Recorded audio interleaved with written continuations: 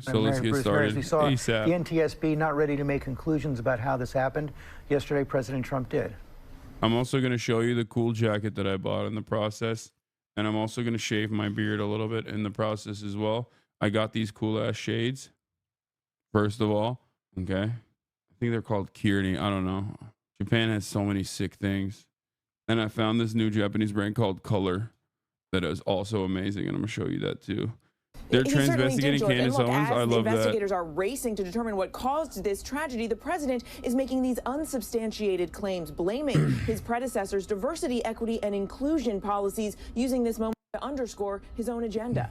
This morning, with the investigation just beginning, President Trump is claiming without any evidence that Democrats' diversity programs are to blame for the tragedy. We are going to have the most competent people in the country in our control towers, not people that are there for any other reason. Are Karen Travers pressing him? Mr. President, to be clear, are you saying race or gender played a role in this tragedy? It may have, I don't know. Incompetence might have played a role. We'll let you know that, but we want the most competent people. We don't care what race they are. In the briefing room, the president accusing his predecessors of hiring air traffic controllers based on diversity goals, not qualifications. I asked the president, where's his proof? Are you saying this crash was somehow caused and the result of diversity hiring? And what evidence have you seen to support these claims? It just could have been. We have a high standard. We've had a much higher standard than anybody else. And there are things where you have to go by brain power, you have to go by psychological quality. But Trump also acknowledged he doesn't know if the air traffic controllers made any mistakes. It's all under investigation. I understand that. That's why I'm trying to figure out how you can come to the conclusion right now that diversity had something to do with this crash. Because I have common sense. Former President Biden's Transportation Secretary Pete Buttigieg responding, despicable, saying as families grieve, Trump should be leading, not lying. We put safety first. Democratic lawmakers say Trump owes the public an apology. It's one thing for internet pundits to spew off conspiracy theories. It's another for the President of the United States to throw out idle speculation as bodies are still being recovered and families still being notified. It just turns your stomach. And the president is also facing questions about his plans to slash the federal workforce. The FAA has been struggling for years with a shortage of air traffic controllers. Of course, Donald Trump has offered federal workers this buyout. And the union that represents air traffic controllers tells us, quote, they are concerned about the potential effect to public safety if FAA were to lose experienced aviation safety personnel. Rebecca. All right, Mary, thank you. Meanwhile, while investigators work to find the cause of the deadly D.C. crash, President Trump is ordering a review of DEI and aviation, warning it may have played a role in this tragedy. Peter Ducey is at the White House with all the details on this story. Peter? Good morning, and President Trump is saying he thinks he inherited a transportation system that was made less safe by the last transportation secretary, Pete Buttigieg. You know how badly everything's run since he's run the Department of Transportation? He's a disaster. He was a disaster as a mayor.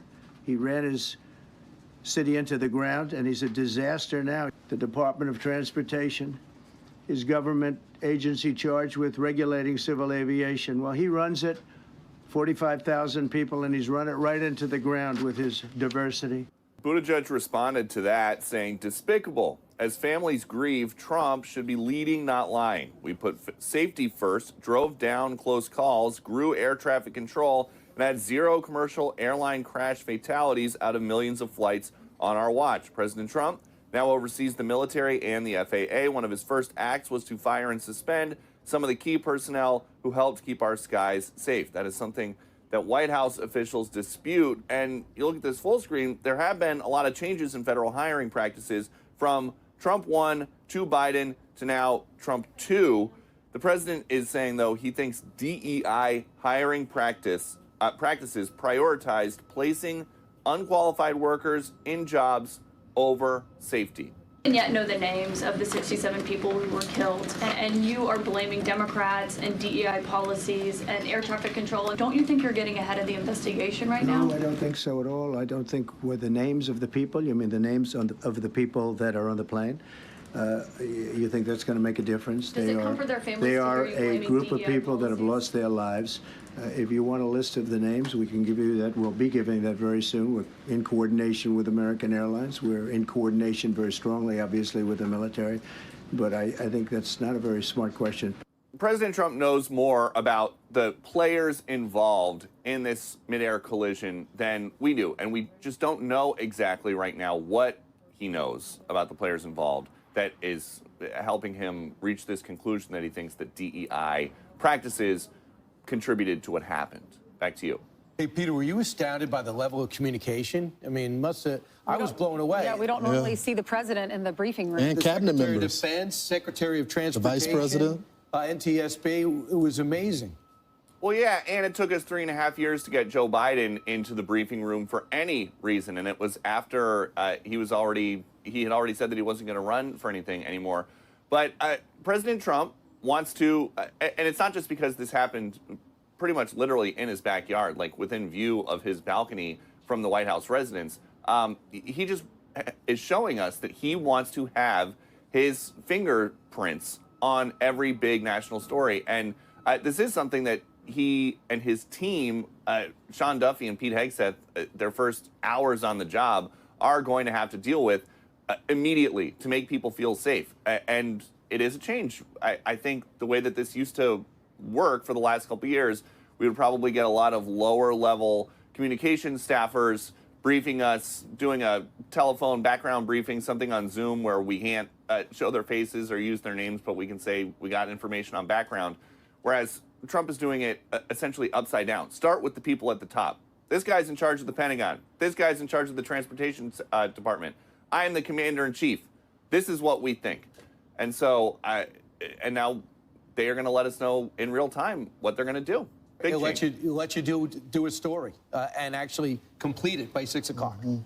Well, yeah, if your job is to cover what the president says, it helps a lot if the president says a lot. Something. Thanks, Peter, for breaking that Peter. down. We appreciate it. Peter was talking about DEI, and we heard the president saying that might be an issue here. The FAA launched a national outreach program under Obama for DEI, and it included a push to hire workers with severe intellectual disabilities and psychiatric problems. There's also a lawsuit from last year, 2024, that alleged that the FAA turned away nearly 1,000 air traffic controller applicants solely based on race. That is insane, to be low on people on a high-impact job and to turn people away. Meanwhile, go ahead, bro. I was just going to say that Troy Nails was on with you earlier, and he said this about the air traffic controller situation. Keep in mind, the federal government's running the Reagan Airport. Watch. The DCA, which is the Reagan Airport where this took place, their air traffic control staffing shows that they need 30 personnel to I saw and heard everything while I was shaving. Is this better, by the way? Tell me this is better. No. You look more gay. You missed some hairs on the left side. Did I? Yes. I mean, I had to do this fast while I was listening to the DEI shit. What are you trying to accomplish? You just gotta wait until your hair regrows. I mean, the beard was annoying me. Like this is too sharp of a line. So having it be like long was annoying me. I think it just looked silly. Have you seen the new Emilia Perez drama? The lead actress has lots of racist tweets. Yeah, your face is better balanced with your facial hair shave, but I think you gotta go fully clean shaven to do that. The girlies are saying better, so it's better. So, once again, going back to what's actually happening in the world, all of this conversation that revolves around DEI is actually silly, nonsensical, completely ridiculous. People are like, oh, they lowered the standards of eligibility to let in people with like severe intellectual disabilities. And it's like, okay, yeah, except the air traffic control still has a incredibly severe problem with understaffing. Interesting. Hogs mad. r/conservative users are really not happy with the DEI angle. The time to do this to score political points. Let the investigators do their job and families mourn. Trump will never not use a moment to promote his political points or opinions, no matter how irrelevant the situation they are. Same old Trump. He can never keep his mouth shut. I mean, one, these guys are still absolutely going to be Trump voters, Trump supporters, whatever. Also, Y'all so fucking weird, worried about looking gay, conservative sounding ass motherfuckers. Oh my God, bro, this man. Oh, my beard looks too sharp and sexy. I'm gonna be perceived as gay. Oh no, what a terrible thing. Shaking my fucking head, bro. Yeah, okay, dude. I don't think you understand. I never said that I don't look good with this like hairstyle or whatever. It's just not what I think looks good. Okay? That's it. You might go to a stylist and the stylist might put you in like incredibly expensive clothes that they think looks good. Those clothes might be appealing to a bunch of other people, but they might not be appealing to you. Okay? One of the things I've always maintained is natural. I don't get a low taper fade because I like having it look natural. I don't shave my beard down and ever, like, look, there's an angle on my face, dude. Look at this. Like, look, do you see this? Like, that shit is hot for some people. It's just not good for me. That's it. That's all I'm saying. So I'm trying to fix it to the best of my ability. When people say, oh, you look gay, they don't mean like, first of all, they're gay. This community is gay. This community is the gayest fucking community on the planet. What the fuck are you talking about? That's why your gay ass is in it, okay? When it's someone saying, yo, you look gay as fuck, they're gay and saying that, okay? And that's it. What is this? YFN Lucci was released from prison today. Here's a short video of his biggest hit over some Soviet state. But why over the incredible Soviet bus stops? Bro, these people are gaslighting you. You look weird. It looks too artificial. Like people who do face harmonization and shit. Your instincts are on point. Yeah. Line up the part under your beard to your jawline. It might look better. But you're right. If I was you, I would hate it. I like a natural look so much better. That's it. I prefer a natural look. Okay, that's it. I prefer a natural look, and this is a little bit unnatural. And I mean, it's not a little bit unnatural, very unnatural, but it's all good. I mean, this is a look for a lot of people, and I'm sure I'm not like shitting on the place. You know what I mean? I'm sure they are helping fix the Japanese declining birth rates, like all that good stuff. Okay, that's it. And I think like me obviously washing my face was good. And then me washing my face was good. Me shaving was good too. I think it helped. Or maybe it made me look more gay. I don't know, but whatever. Too manicured for your taste. Yeah. Just say you don't want to look like us, the F words. Stop the rationalizing. Yeah, that's what it is. What is this?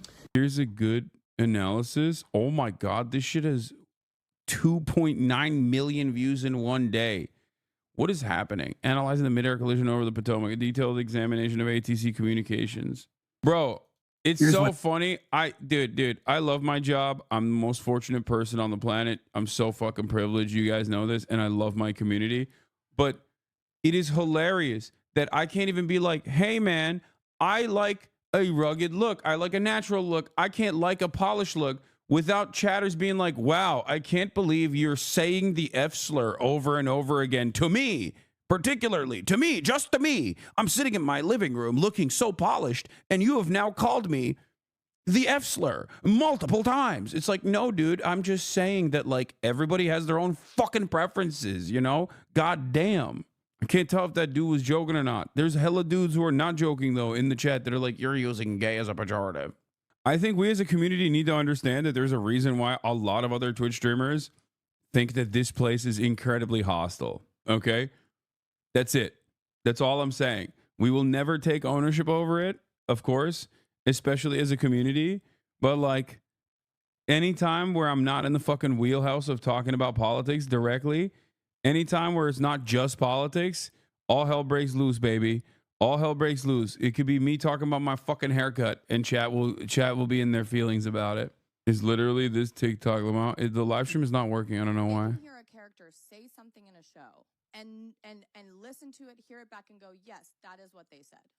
And take a pop quiz after the episode, an episode of fucking Succession. This is what he said. This is what this guy wants. This is what this guy probably wants. This is what he said. That's what she said. But suddenly, when you get into a real life situation and you hear the words that come out of my mouth, and I say, you can't just close the Department of Education. That's a terrible plan. And everyone who hears that, who's on Trump's side or conservative, whatever, spins around with their head on a swivel like the fucking bitch from The Exorcist and goes, oh, so you think the Department of Education is perfect? You think it's so fucking great. You think it's literally amazing and incredible and gorgeous. You literally think it's perfectly fine and shouldn't be fixed. Babes, that was a completely new sentence. Those were new words introduced to this conversation. Nowhere did that entirely new thought come out of my head. That came out of your mouth. And I'm Yeah, Chatter saying you don't want to look gay is that's actually, thank you, Rizzy D. What a great point. Chatters would be like, oh wow, Hassan is really homophobic. Meanwhile, I spent yesterday with this face, with the pretty boy face, and the day prior, I did a fucking maid stream. I was in a maid outfit the entire goddamn day, okay? On the streets of Tokyo. What the fuck are you talking about? Okay? Does this strike you as a person who is afraid to express themselves in a way that is not, in a way outside of the confines of heteronormativity? The fuck are you saying? Yeah, also, Nazis lost their fucking minds over it. It was really funny. Yeah, Red Pill Twitter won't shut up about it. Yeah, because Red Pill Twitter is comprised of 12-year-olds and dudes who are mentally stunted into being 12 years old. That's the problem. Do you not understand that? You're not afraid of looking gay. You're afraid of looking Mediterranean. Thank you, Mhud. Thank you. Finally, someone understands. This, what I saw, the reflection that I saw looking back at me in the mirror was something that I was afraid of, okay? Something that I have strayed away from my whole fucking life. A dude that goes to the fucking Nargile Cafe, okay? I was looking like I was ready to rip shisha. I was looking like I was ready to rip fucking shisha with my Persian brothers, okay? After a long day of doing real estate licensing. That is terrifying. I like, my shit was coiffed. I was Lebanese maxing. It was unacceptable. And the brows are still there. Look at this. You know the joke I always make about, like, is this person gay or are they simply Latino? Okay? This is it. This is what I'm talking about. There is an entire globe of men out there. Okay? All the way from Latin America to MENA. Dudes will pay a lot of money to look like this. Okay? My Mexican girlfriend heard that and feel attacked. You're getting deported when you go back home, buddy. Yeah. Anyway, I'm actually feeling a lot better now with the beard shave. Like I'm feeling a lot better now. I'm more confident in the look now. They turned him into an unfuck boy. Anyway, it's called Habibi Maxing. Exactly. Link works now. Oh, he's finally live. Mexico can do tonight to forestall your implementation of tariffs tomorrow? No, not right now, no. Not a negotiating tool? No, it's not. No, it's a pure economic. We have big deficits with, as you know, with all three of them. And in one case, they're sending massive amounts of fentanyl, killing hundreds of thousands of people a year with the fentanyl. And in the other two cases, they're making it possible for this poison to get in, number one. And number two, we have big deficits, and it's something we're doing. And we'll possibly very substantially increase it. We're not. We'll see how it is. But it's a lot of money coming to the United States. As you know, we have about a $200 billion deficit with Canada, getting close to $200 billion. They've treated us very unfairly.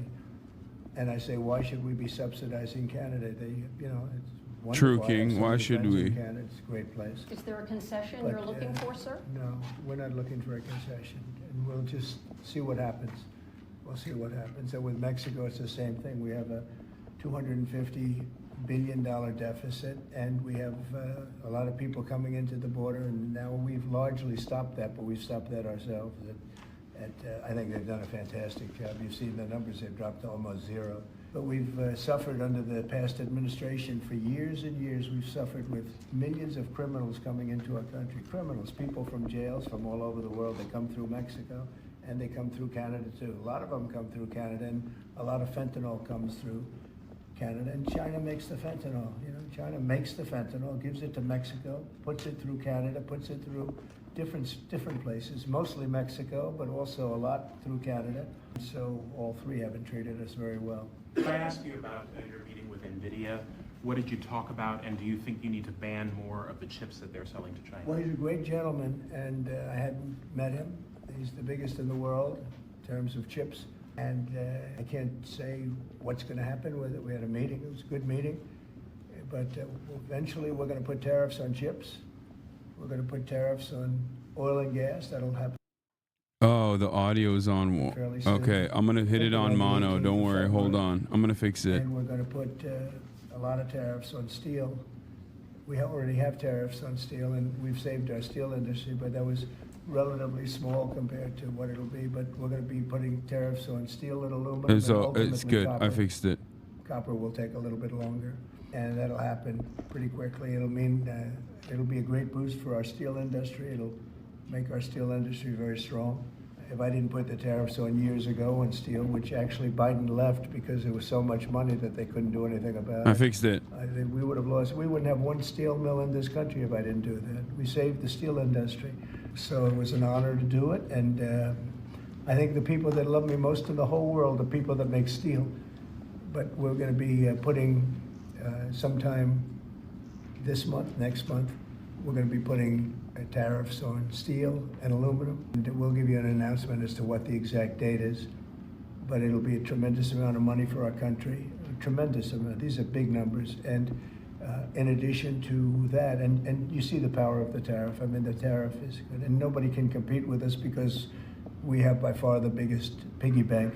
And so that'll take place very quickly. But also we'll be doing pharmaceuticals to bring our industry back. We want to bring pharmaceuticals back to the country. And the way you bring it back to the country is by putting up a wall, and the wall is a tariff wall. We were the richest country in the world. We were at our richest from 1870 to 1913. Tariffs, my favorite. Tariffs, my favorite word.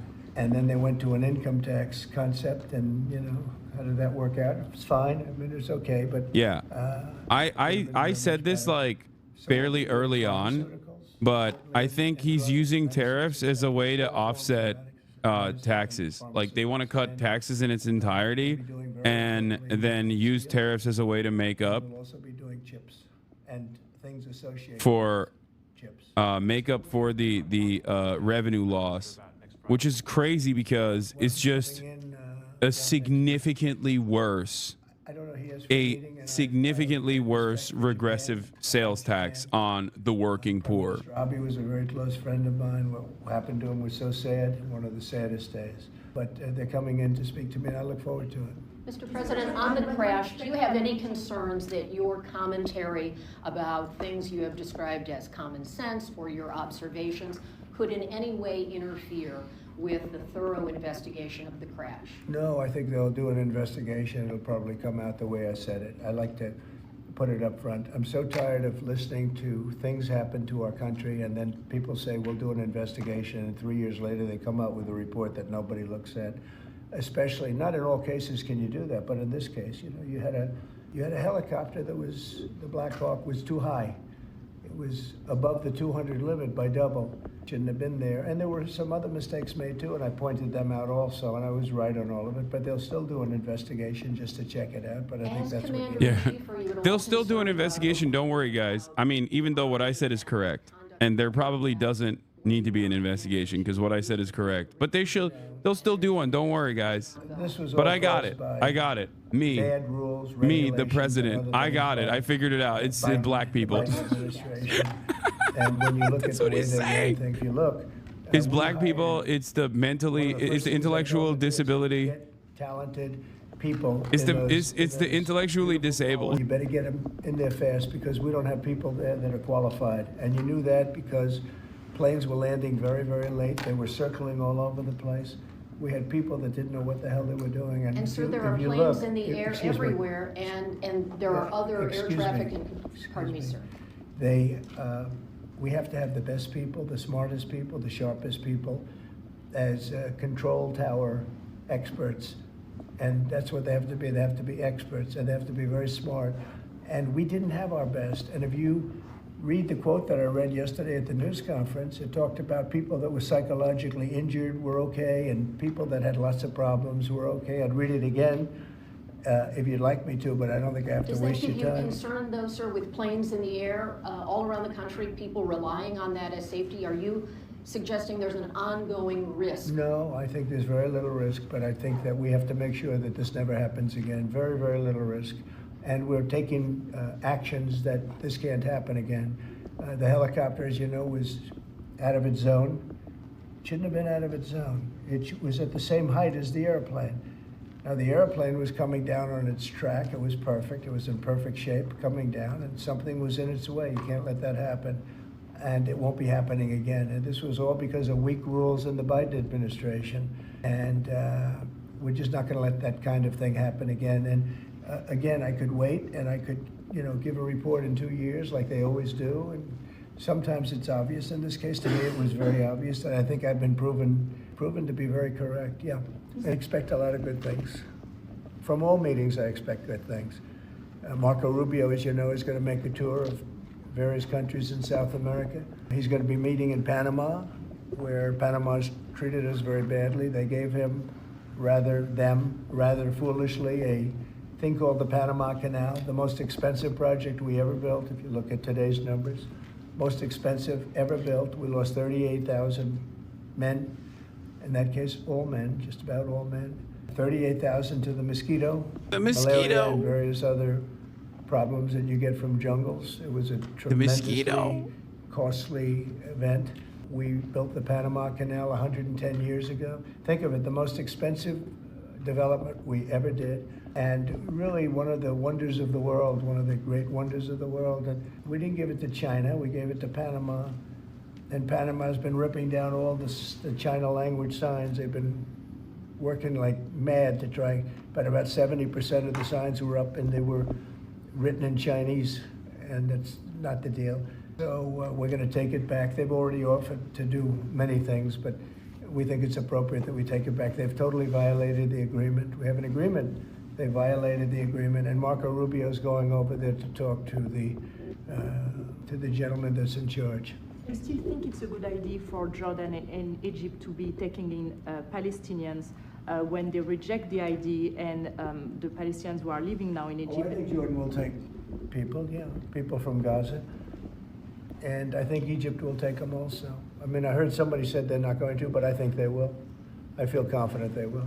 Mr. President, will tomorrow's tariffs include oil? What? Will tomorrow's tariffs be inclusive of Canadian crude? I'm probably going to reduce the tariff a little bit on that. We think we're going to bring it down to 10% on the oil, 25% on the Canada side. Stacking on top of already existing tariffs, or Yes, this will be the on top of whatever may be existing. Rick Cornell was seen on state TV shaking hands with President Maduro. Is there any concern that there's legitimacy to the Maduro administration? No, we want to do something with Venezuela. I've been a very big opponent of Venezuela and Maduro. They've treated us not so good, but they've treated, more importantly, the Venezuelan people very badly. We have tremendous Venezuelan population. I got 92% of the vote, the Venezuelan vote.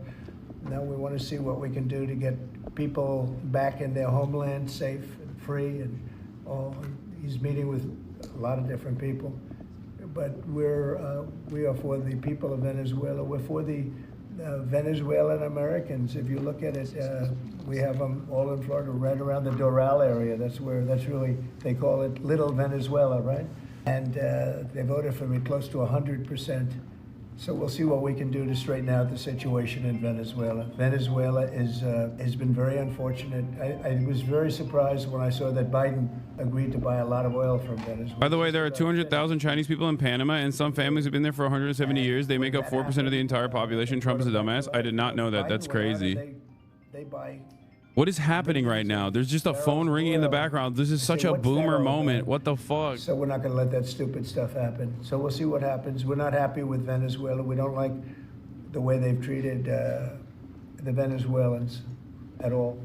Warnings or messages that government websites will be shut down this evening to scrub them of DEI content. Can you confirm if that's What's accurate? been shut down? Government websites, will be shut down this evening to scrub them of DEI content. Can you confirm whether that's accurate and if they're... I don't know. It doesn't sound like a bad idea to me. DEI would have ruined our country, and now it's dead. I think DEI is dead, so if they want to scrub the websites, that's okay with me. But I can't tell you. I guess probably certain people handle it certain ways, but I'll tell you who's very happy about it, the military. The real leaders, the real generals in the military, they're very happy about it. Doug is very happy about it. He's got a big group of people that are going to be working for him, are really starting right now. He just got signed up, and they're very happy about it. He had a lot of DEI, everybody did, but he has not been a fan. It was really hurting our country badly. It's costing a lot of money too. Do you see the kind of money we're talking about? Hundreds of millions of dollars for nonsense. Now we have our country back now. Our country is back, and it's a nice thing to say. I've never seen such love. I've never had anything like it. I've never seen anything like it. People are coming up, sir, thank you for bringing our country back. We were losing our country, and I think we're stronger now than we've been in many decades. Well, we'll be speaking. We'll be speaking, and perhaps do something that'll be significant. We want to end that war. That war would have never started if I was president, and we want to end that war. That war is a horrible war. Millions of young people are being killed, mostly on the lines now, mostly soldiers. But the cities have been largely destroyed, many of them. They're like demolition sites.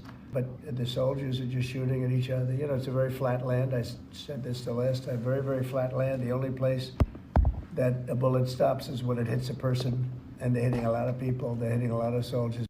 Also, I posted on Instagram, just letting y'all know. But on both sides, you know, I think Russia would probably say close to 800,000, and Ukraine 600,000 or 700,000, and it's just a senseless situation, and it's got to stop. So whatever I can do to stop it, and we are having discussions, yes. Ongoing, already scheduled, and ongoing. Already talking, yes. So you've already spoken to Vladimir Putin. I don't want to say that, but we are having very serious discussions. Is there a reason you don't want to? We are. Well, I just don't want to say that. We're having very serious discussions. Dev here, there's a reason to shut the website down to scrub DEI content. It's just an excuse. There's no reason to shut down a website to scrub DEI content. It's just an excuse to shut it down and then hope people forget. The standard, shut it all off and see what kind of pushback happens, in hopes you don't have to turn it back on for efficiency. Yeah, makes sense. People over there was weaponized at a level that nobody's ever seen before. They came after a lot of people, like me, but they came after a lot of people. No, I wasn't involved in it. I'll have to see what is exactly going on after this is finished. But if they fired some people over there, that's a good thing, because they were very bad. They were very corrupt people, very corrupt, and they hurt our country very badly with the weaponization.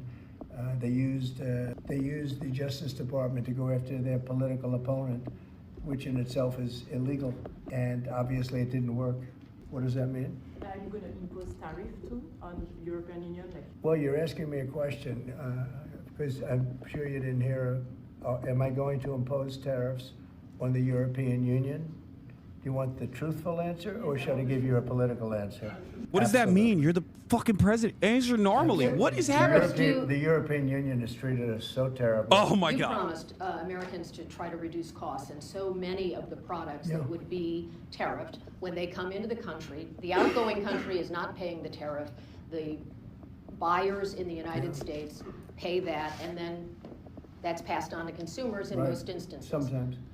How would you expect to have prices come down if you have such a broad plan for tariffs? And what do you say to the voters who want to see you reduce everyday costs? Well, let me just tell you that I got elected for a lot of reasons. Number one was the border. Number two was inflation, because I had almost no inflation.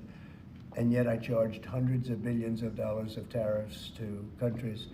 And think of it, I had almost no inflation, and I took in $600 billion of money from other countries.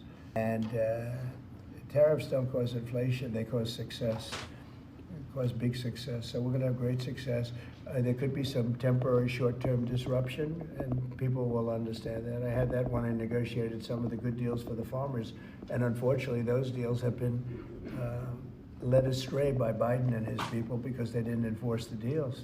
We have a deal with China, which is phenomenal for the farmers, but there was nobody to enforce it in the Biden administration. They let them get away with murder. So that's another thing we're going to be bringing. Do you accept the principle of costs being passed committed on? to buying $50 billion worth of farm product, and they did it when I was president. And as soon as I left, they stopped doing it because there was nobody in Biden to enforce it. But the tariffs are going to make us very rich, and very strong, and we're going to treat other countries very fairly. But if you think about it, other countries charge us tariffs. We don't charge them tariffs. And it's about time that that changes. No, tariffs, the word tariff is a very misunderstood word. You've heard me say, I say it kiddingly, it's one of the most beautiful words in the dictionary, really is. And we've been taken advantage of because others have charged us VATs. As an example, the European Union charges us 20% plus a VAT tax, called a VAT tax, very similar. And it costs us an absolute fortune. It's JD Pond Don, baby. I'm telling you. It's JD Pond Don. It's JD Pond freaking Don. Don't take almost anything.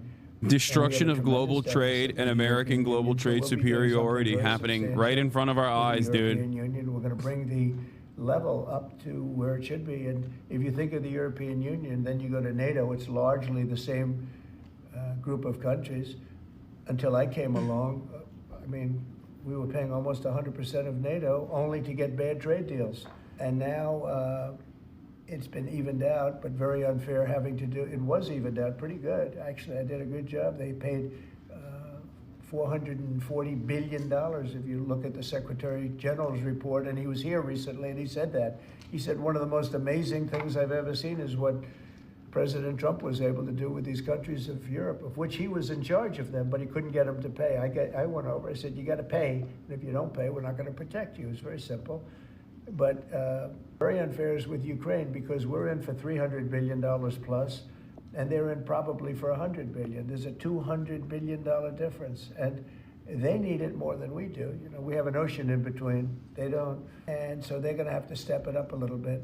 With efforts to reduce the federal workforce, whether it's offering what we've called the buyout package or other efforts, do you have any concerns that there will be employees broadly across the federal government who might take that up? And they're a part of the many different ways that agencies protect the public, from food inspections to water safety to the air traffic everybody's controllers. replaceable, and we'll get very good people to replace them if it turns out to be more than we thought.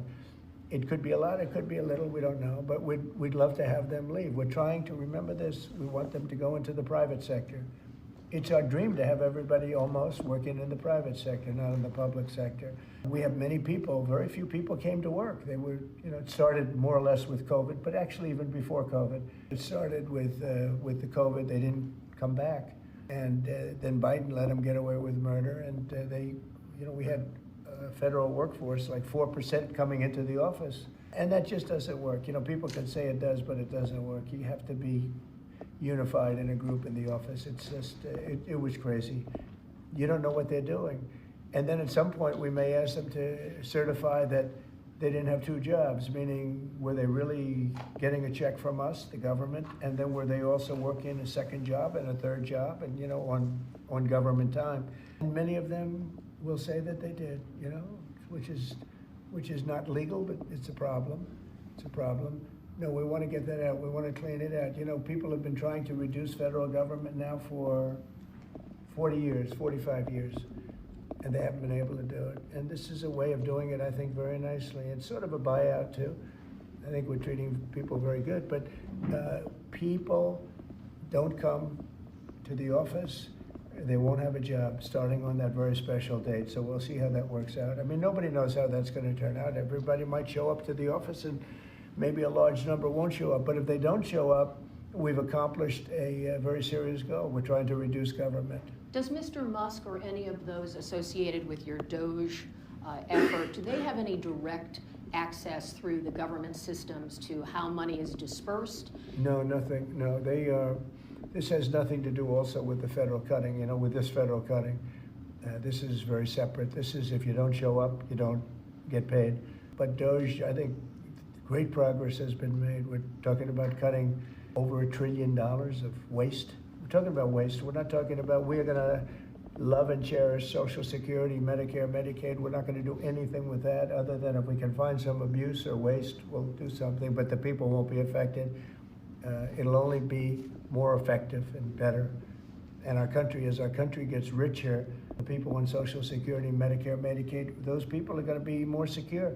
If Biden had gotten elected, Social Security was going to fail because the country was failing. It was going to fail. The country was going to fail.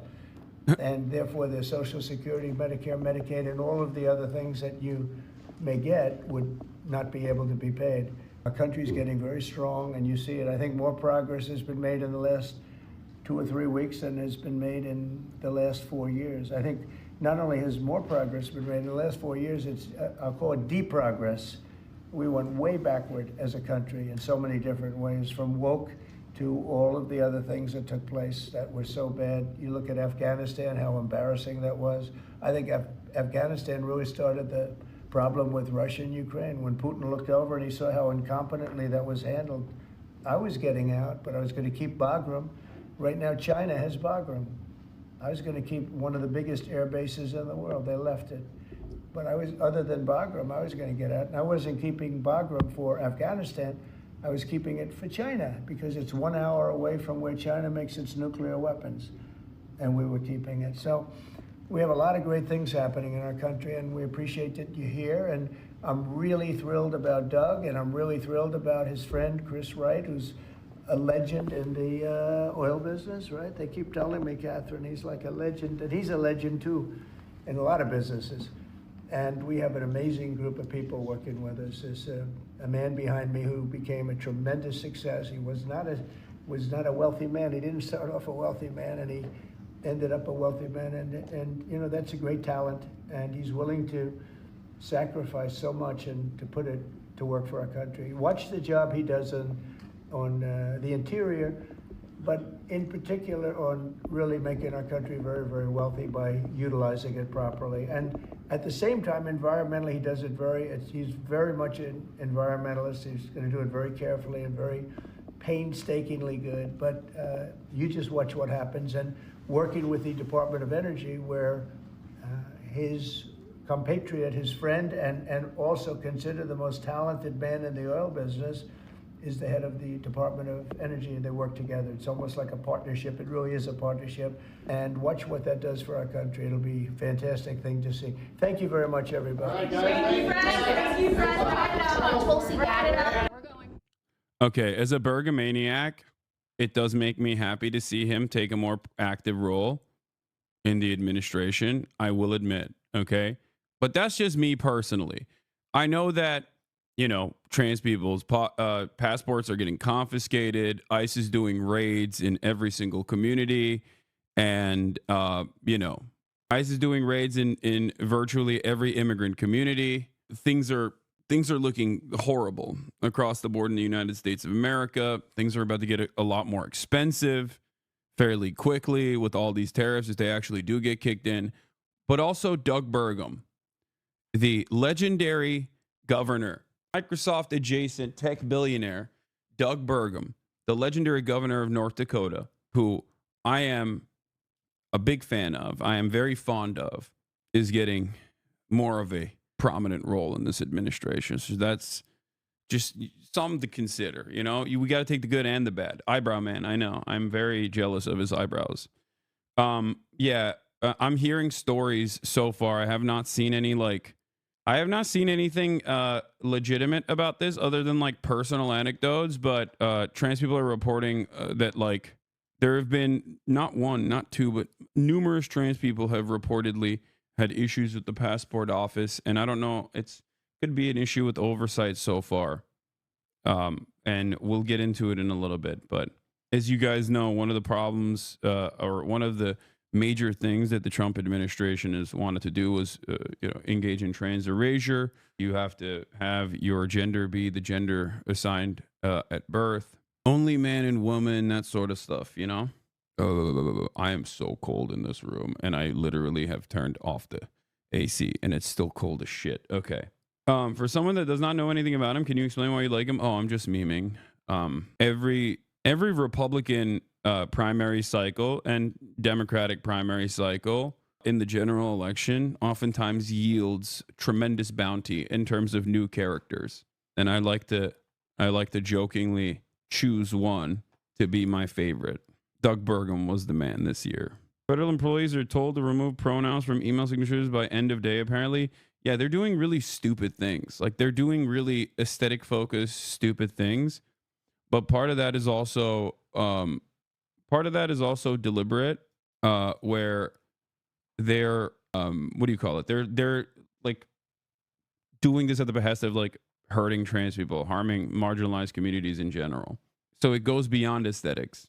No, I mean like aesthetically, as in like demanding that you remove your gender pronouns from your email signature is aesthetic. That is like, that's just the most bottom of the barrel. Like it's something that you do because you're just like, yeah, we're really going to stick it to the trans people like that. That's it. That's what it is. It's just like bullying, right? But there are far more consequential, far more impactful aspects of the trans erasure that we are talking about. So they're hitting it from every angle. Does that make sense? Where they're doing like silly things, but then they're also actively trying to do much larger, much more harmful things, such as, banning any sort of hormone replacement therapy. Any sort of hormone replacement therapy. It's going to lead to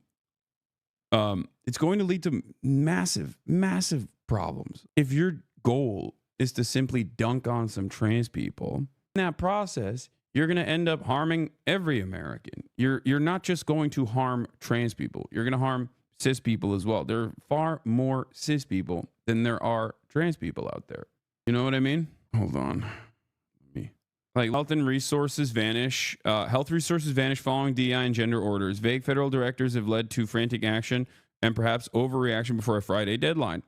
Federal and state health officials and staff members scrambled on Friday to comply with a 5 p.m. deadline by Trump administration to terminate any programs that promote gender ideology and to withdraw documents and any other media that may do so. Federal workers have already been ordered to halt diversity, equity, and inclusion initiatives, to scrub public references to those efforts, and to place employees involved in them on administrative leave.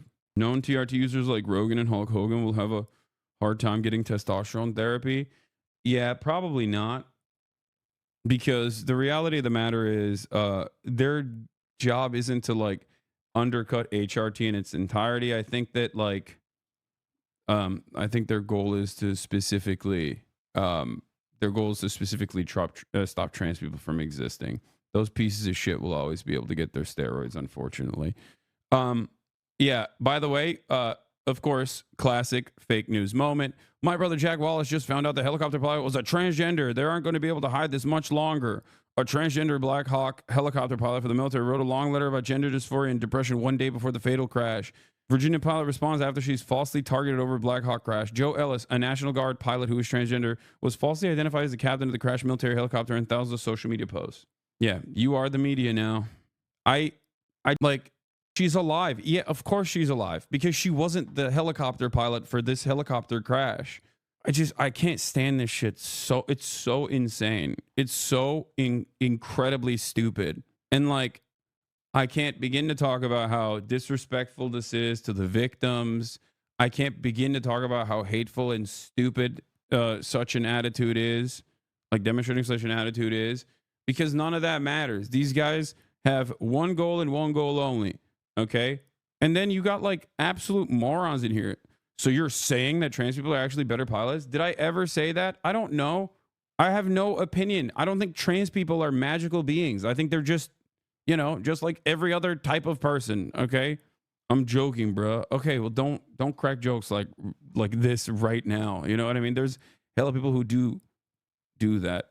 It's just crazy. Every single person involved could be white. Every single person involved could be a white man, right? Like just a straight up white dude. And these guys will still say DEI, as is the case with this situation. What we're talking about here with this specific crash is literally that. Virtually every single person involved in it is a white dude. It doesn't matter. Like, it doesn't matter if they were, if they weren't all white. Like, my point is DEI is a ridiculous argument to make regardless. It comes with the notion that like people who aren't white men are actually somehow being uplifted to these positions that they don't deserve because they're not white, because we have like racial quotas or whatever. That's what it is. And the irony for the ATC especially, and even the military, because they say they're DEIing the military too sometimes. But the irony is that these towers are so consistently understaffed So if there's any sort of lowering of the hiring standards that anyone has ever, lowering the hiring standards that they've had in the past, it is directly due to the need for more hired help on this side. Okay? It is fucking insane. It's understaffed and it's underfunded, and these guys are, in spite of these potentially quote unquote lowering of restrictions that people are claiming is occurring, they're still understaffed. Why the fuck US people are so addicted to skin color? People, it doesn't mean shit, culture that matters. It's funny.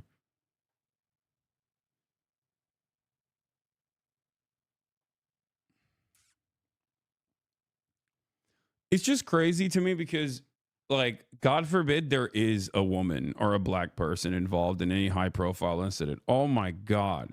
That's all. Like, these guys lie about it when there isn't a black person or a woman involved. I don't know what's going to happen when there is one. You know what I mean? Yeah, here it is. I can't remember the last time I've seen the military withhold a casualty ID. Unfortunately, the reason the family would make this request is all too clear and credible. The U.S. military official told NPR on Friday that at the request of the family, the Army is not going to release the name of the female member of the 3-person helicopter crew. The official was not authorized to speak publicly on the matter. Yeah. You know why. What are they hiding? What? America first? What are they hiding? Says Patriot Vac Services. Patriot HVAC Services. Okay. No. This is a chatter. This is a, you fucking asshole. Stop. Patriot HVAC Services. Come on. This is definitely a Hasanabi head who made this account, right? Like, as a meme, as a joke about, like, something I joke about all the time. Rare Tyler on political take. Actually, I feel like after CNN started popping off is when a lot of this started happening. Maybe CNN is the problem, because it's like how old people like have like Fox News open all day, right? And then Donald Trump will like come up there and what is CNN? And be like, the Earth is flat, and then everybody who watches Fox News is like, the fucking Earth is flat, baby. Let's go. The Earth is flat, pussy boy. I told you. Like, you know what I mean? I feel like CNN is the might be the problem. What is CNN? Zico streamer has been doing news, hence ZNN. It's Zico News on Drama and OnlyFans. ZNN is Zico's news channel about classic WoW. Okay, while I have no idea what the hell any of that means, I do like that Tyler understands the mind-melting powers of Fox News, and he uses it as a negative. So both of those things are great. Tyler wants still the GOAT. You already know what it is. Anyway, bro's a boomer. Every single person involved in WoW Classic or Hardcore, whatever it's called, is literally 40 years old. This game has been out since I was a child, and most people in its player base are at the average age of the World of Warcraft. The average player base of World of Warcraft Hardcore Classic is quite literally 43. Why is it 43? It's classic, as in it's the original version, as in they brought it back so that all of the 43-year-olds who constantly complain about, I don't know, video games no longer hitting as hard because now they have bills to pay and taxes to pay and how much that sucks, can feel like they were a child once again for the 6 to 10 hours a day that they consistently grind. That makes them forget about the monotony of daily existence. So when you say, oh, you're a boomer for not knowing insert Warcraft meme, you're out of your mind. And yes, there's nothing wrong with it. I apologize for basically attacking every single one of you, especially MHUD, okay? But I think if you were being honest with yourselves, you would know exactly what I'm saying, and you would agree with me. You would recognize that I am correct. Now let's get back to Peter Douchey talking about Trump turning things upside down. Operate that air traffic control tower. It's a very busy airport. They say there are about 19 currently on staff. So we have a staffing issue at the Reagan Airport, DCA. DCA, very busy airport. We have 800 flights inbound and outbound each and every day at at Reagan Airport. And overall, I believe our record, our safety record, is the gold standard. But when we have an issue like this, it needs to be addressed. There needs to be some oversight from Congress. We need to make sure that if these airports are struggling with air traffic controllers, they bring it to our attention, and we can try to encourage more younger people to get into that field. I struggle with this DEI stuff. I covered DEI when I ran campus reform. Dog, I'm sorry. Oh, man. That's no. It's not as a black man moment, okay? It's not being black and working a normal job is entirely different than being black on Fox News, okay? These are two entirely separate planes of existence. When conservatives talk about tokenization or DEI or anything of that sort, okay, they're projecting, because the only way conservatives utilize black people is to have them sit there and say, my co-hosts are not racist. I, as a black man, know what real racism is, and that is not Donald Trump, or that is not insert conservative public figure. Okay? It's ironic because he's performing that duty, performing that role right now. Now, this doesn't mean that it's like, he doesn't have merit or whatever. I think that his willingness to play the role of a black man that will defend white supremacy is the merit for Fox News. It is the job for Fox News. It's just that, it's just kind of funny to see someone being like, yeah, I don't think we should hire. Oh, he has no merit. Trust me on that one. No, the merit for us is different than what the goals are with Fox News. The role that Fox News wants him to play. That's it. Maybe it had the original intent was good, but it's going way too far. I understand organic diversity. I understand that some people at one point in time in history, or maybe today, were denied jobs because they're qualified, because of the race, sexual orientation, or whatever. I understand that. But why are we trying to... What was that? In history, or maybe today, were denied jobs because they're qualified. It's crazy to hit a maybe on that. Like when you're talking about historic job discrimination, like you're literally black, dude. Like what is happening? What do you mean maybe? Like you have a black mother and a black father. You have a black grandfather and a black grandmother, two of them. What the hell are we talking? You got relatives. Like it's not that long ago. I just don't get it. I don't know how you can still hit that with a maybe. But then again, that's his job. That's his job here. Okay. That's the role. That's why he's there. And he's playing that role. I'm just saying. He's like, oh yeah, this DEI stuff, man. It's crazy. Let me see. Is this better? It's too dark. I have to fix this. Anyway, I think it's a little bit better. Yeah, let's continue. Because of the race, sexual orientation, or whatever. I understand that. But why are we trying to... Why are the .govs going down? They're just, that's crazy. FAA.gov is down. They're taking out all the federal... Wait, is that... I can't tell if... Is it real? MHUD? FAA.gov? I can't tell if you're baiting me or not. They're taking him down because Donald Trump issued a mandate saying you got to delete all of your DEI stuff. But I don't know why they would take it down. It's still up. It is up. Breaking: Trump administration officials are putting a pause on most federal government websites. They're expected to go dark at 5 p.m., Trump officials told me. Get people with mental disabilities to work air traffic control. I mean, there is a place for them in society, but a lot of the diversity push just doesn't make sense. It's not a value of diversity in air traffic control. It just doesn't. The one thing that we need to focus on is the person qualified for the job. Yep. Does their diverse background bring them some additional information to the job? But just hiring people to meet different metrics doesn't make any sense to me. I'm sorry.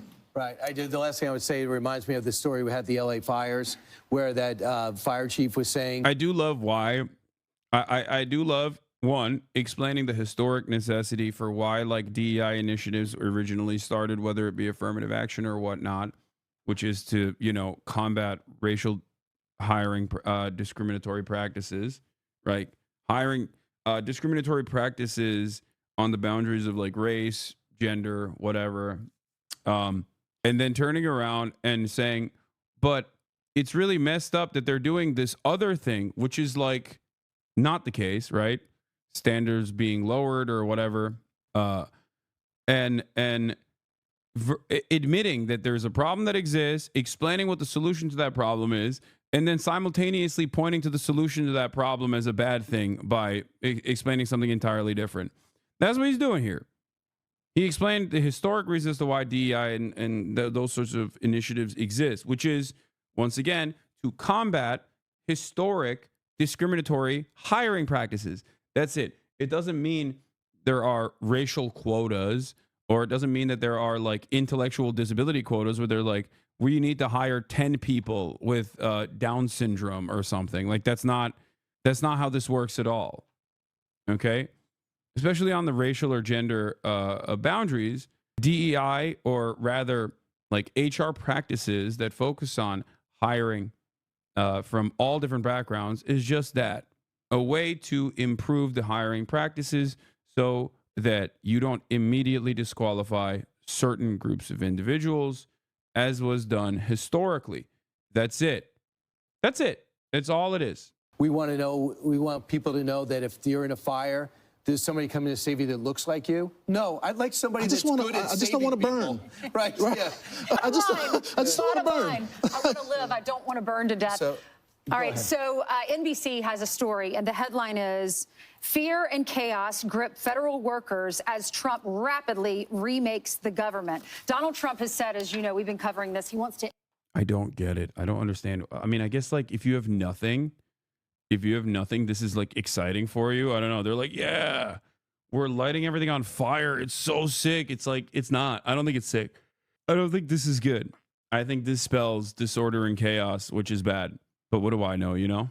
But I guess when you're a rudderless ship, when you are a rudderless ship in terms of your politics, in terms of your political ideology, I don't get it. You're just, the only thing you care about, I guess, is that the only thing you care about is, oh, fuck.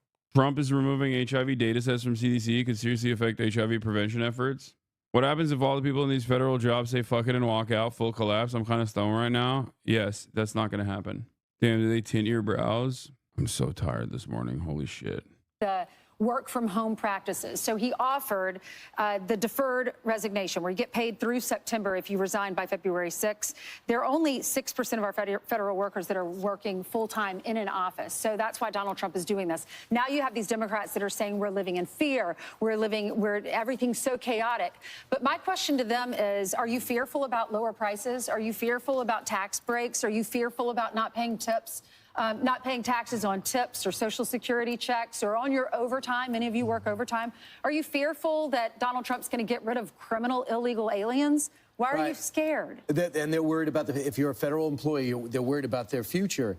Well, because Donald Trump asked Elon Musk to cut $2 trillion out of the budget. They accused Donald Trump of the first 4 years of not cutting like he did.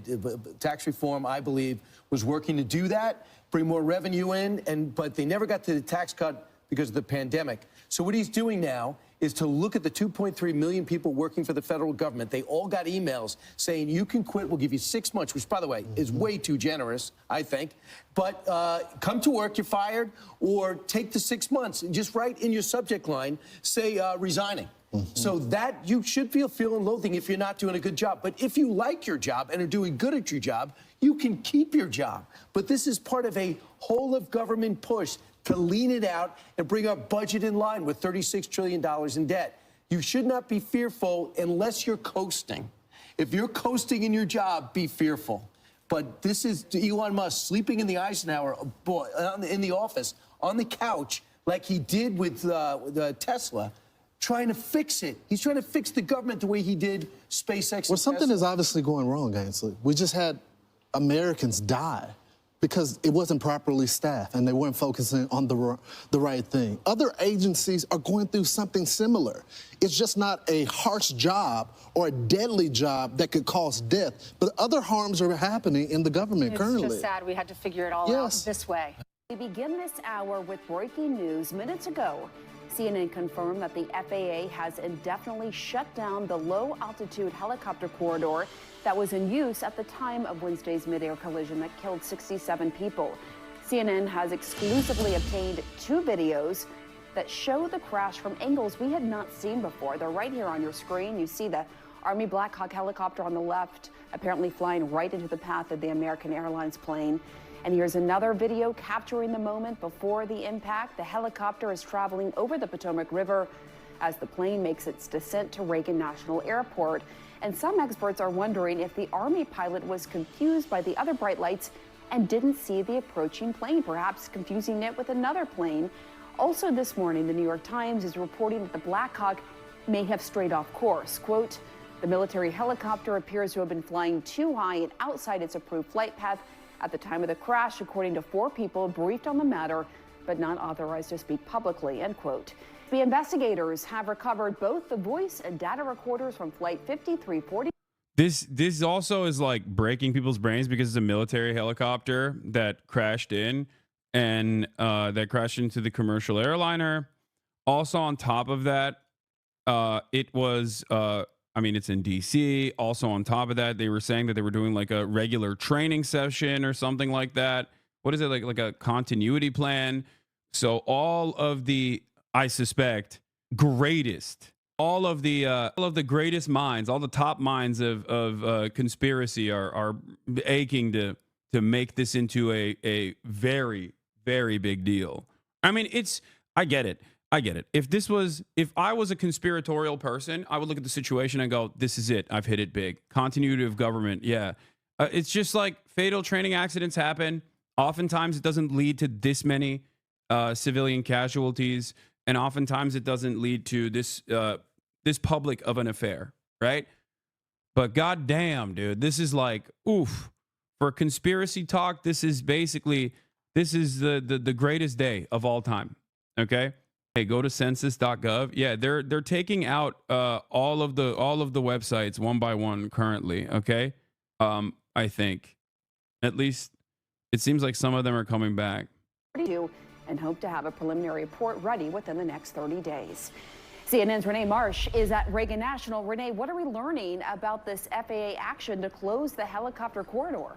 Right, Pamela, that is the latest development here as this investigation is underway, and this is quite a significant move, the first significant aviation safety move since this mid-air collision outside of Reagan National Airport concerning the airspace surrounding the airport. Now, this airspace that has been shut down by the FAA is used not only by commercial airliners coming and going from this airport, but also military aircraft as well as law enforcement aircraft. But in light of that mid-air collision, the FAA has made the determination to close traffic to anything except for those commercial aircraft. And you talked about this other new reporting that I'm sure investigators are also going to be looking into, which is whether or not this helicopter left the proper altitude that it should have been. And if this deviation away from the altitude that it should have been at, this Black Hawk, is actually confirmed, it would certainly mean that the pilot of that Black Hawk was not following flight regulations at that time because these helicopters are supposed to be flying at very specific altitude, 200 feet or less. And so that is certainly something that investigators will be zeroing in on when they retrieve the black box from the Black Hawk helicopter. That has not been retrieved yet, but they have retrieved the black boxes from the commercial passenger plane. They are already starting work on that. It is in their labs. They have opened it and they've begun the process of reviewing the data from those black boxes. We know that investigators say that they are confident, based on the condition of the black boxes from the commercial passenger plane, that they will be able to get data from it.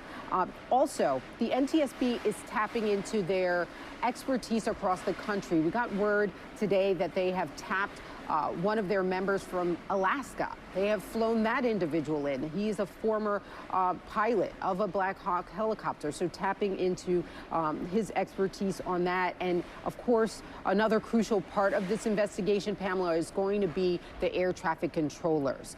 We do know that the NTSB at this hour, they have not yet had interviews with the air traffic controllers, so that is soon to come. Pamela? And there was this near miss the day before the collision between an airplane and helicopter. Tell us about that. Right, just further highlighting the complicated airspace that is the airspace around Reagan National Airport. It was just the day before this Midair collision that another passenger plane coming in for a landing had to actually abort landing because another helicopter had come too close into its path. We have the sound from the air traffic control for that incident. Let's take a listen. Dispatch is a helicopter over Georgetown, northbound 300 feet. Yes, sir. We had a RA, but 4514 is going around. We had an RA with the helicopter traffic below us. So clearly with this, you know, the incident that is being investigated today, you have that previous incident. It has clearly become evident to investigators that this complicated airspace, something needed to be done more immediately, even though this investigation is ongoing. And Pamela, again, that headline today, the FAA shutting down this airspace around Reagan National Airport to those military helicopters. Yeah, that's a big development. Renee Marsh, thank you. And our next guest is a former air traffic controller who personally shut down New York City's airspace on 9/11. And he may have been the first person to realize America was under attack that day. Michael McCormick joins us now. Thanks for your time. So as a former air traffic controller, what was your immediate reaction when you learned about this crash and subsequently as more evidence is coming in to process? Pamela, just like the rest of the country, I was absolutely shocked when I learned of this Midair collision, especially with the loss of life on board. Conspiracy talk is booming. You expect me to believe that a Black Hawk helicopter... This has 945,000 likes, dude. I'm so cooked. We are so cooked. Dude, we're done. We're done. We're done. Wrap it up. Wrap it up. It's over. Wrap it up, dude. Yo. Is satire? Collided with an American Airlines flight in DC's most monitored and secure airspace. An American Eagle flight that was en route from Wichita, Kansas. Does anybody know about what's happening in Kansas right now? You know, a major Cheburka, you know what outbreak? Putting that aside, I just so happened to track the helicopter's path as well before you were unable to all of a sudden. And boy, did I discover a lot of very interesting information.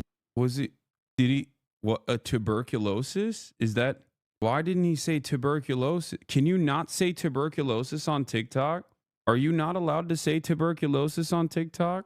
The reviews are rolling in. While obviously many of you are wondering, Hassan, are you going to be watching Ethan's content nuke? The answer is, of course not. But many people have texted me so far being like, dude, this is the dumbest fucking thing. Why did he spend months of his entire life making this video? From what I understand, the reviews are not great.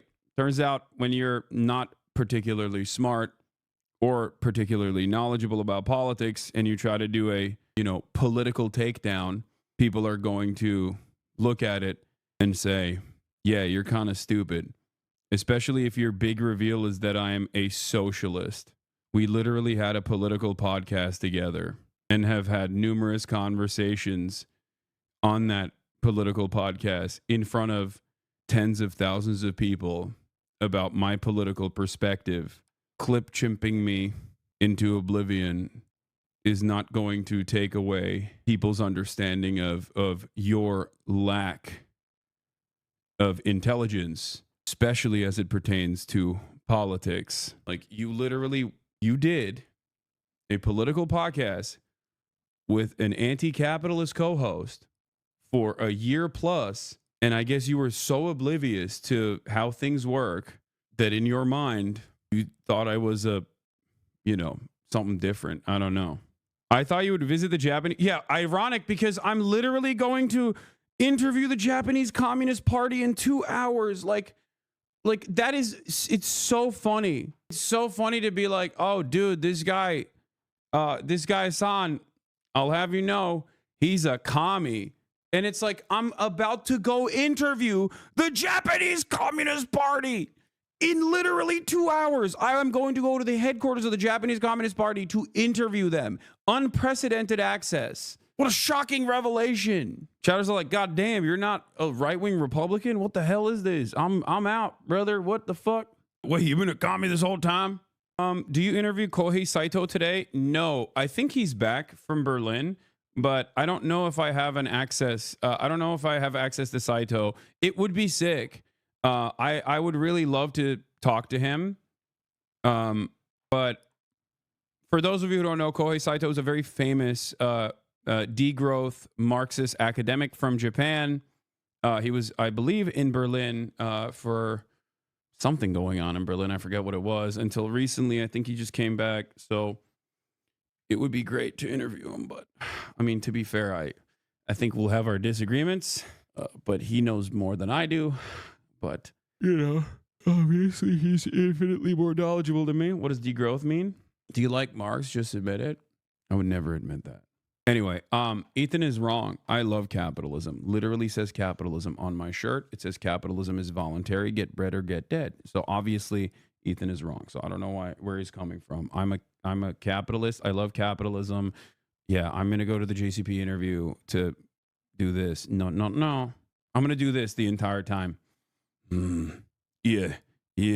Also calls you, wait for it, a terrorist. Yeah, rehashing all the Palestine stuff is also pretty funny in general, because it's like, yeah, dude, we know. The podcast ended over it, okay? He said he mainstreamed you. Yeah, he made me. Ethan Klein made me. While he was working on that garbage, you were interviewing and humanizing incarcerated firefighters and having the time of your life with your best friends in Japan. Says a lot about your respective characters. Yeah, it is what it is. From what I understand, he also is like demanding that his audience go, and he's implying that I'm being funded by the Houthis, which is really funny. Yeah, they are really caked up. I suspect that he'll throw in he's being funded by the Qatari government in there too, because I watch Al Jazeera a lot. And then just all kinds of dumb shit. He had you playing Marvel Rivals with friends in the background while he rants. Yeah, it's weird. Yeah, I wish I was funded by Uncle G. That would be sick. Song. You do not deserve to be treated that way by anyone that used to call you a friend. It's okay. And Dan and you get along. I haven't been following. How does he feel about all of this? Brother, that's their boss. What do you want him to do? Like, I get it. Dude, Dan, I think recently got married too. Congratulations, by the way. On that front, like, what do you want them to do? Like, a lot of you are like, oh, they should exhibit bravery and they should quit or whatever. Like, you're ridiculous. Okay, like, they're trying to do their best. Okay, I think. I don't know, but all things considered, they're just managing the situation to the best of their ability. It is what it. He couldn't hurt you half as much as your stylist have if he had spent 10 years in his basement conjuring and editing. Okay, calm down. All right, I fixed it. I literally fixed it. Okay, I fixed it. Shut up. That's crazy. Don't say that. I fixed it. And it's going to grow back. It's going to take weeks, but it's going to grow back. Everybody calm down about my eyebrows. Everybody stop about my eyebrows, please. But yeah, eyebrows. I know, they're not even regular eyebrows. They're eyebrows. This is not something Let's that continue you with this. would expect to see within the air traffic control community. And my thoughts and prayers go out to the families of the passengers and crew on board both aircraft, and also to the air traffic controllers of Washington National, who I'm sure are having a very difficult time right now.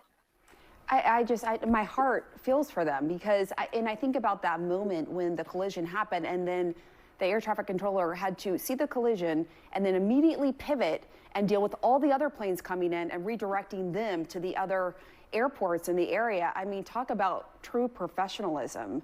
But you have to wonder what they're thinking, how they're feeling right now. According to the New York Times, audio recordings reveal that the passenger jet was originally cleared by the control tower for one runway and then was cleared for another runway. What is your assessment of that? And just the timing here of the communication with the helicopter pilot just around 13 seconds before the collision happened? That is not an unusual maneuver for Washington National Airport. The main runway is what the aircraft was initially sequenced for.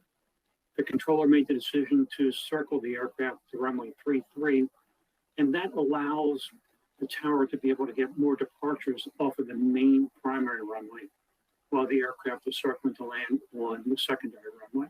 Unfortunately, because of that maneuver, it put American right into the flight path of the helicopter. And a source tells CNN that one controller was working two positions at the time of the crash.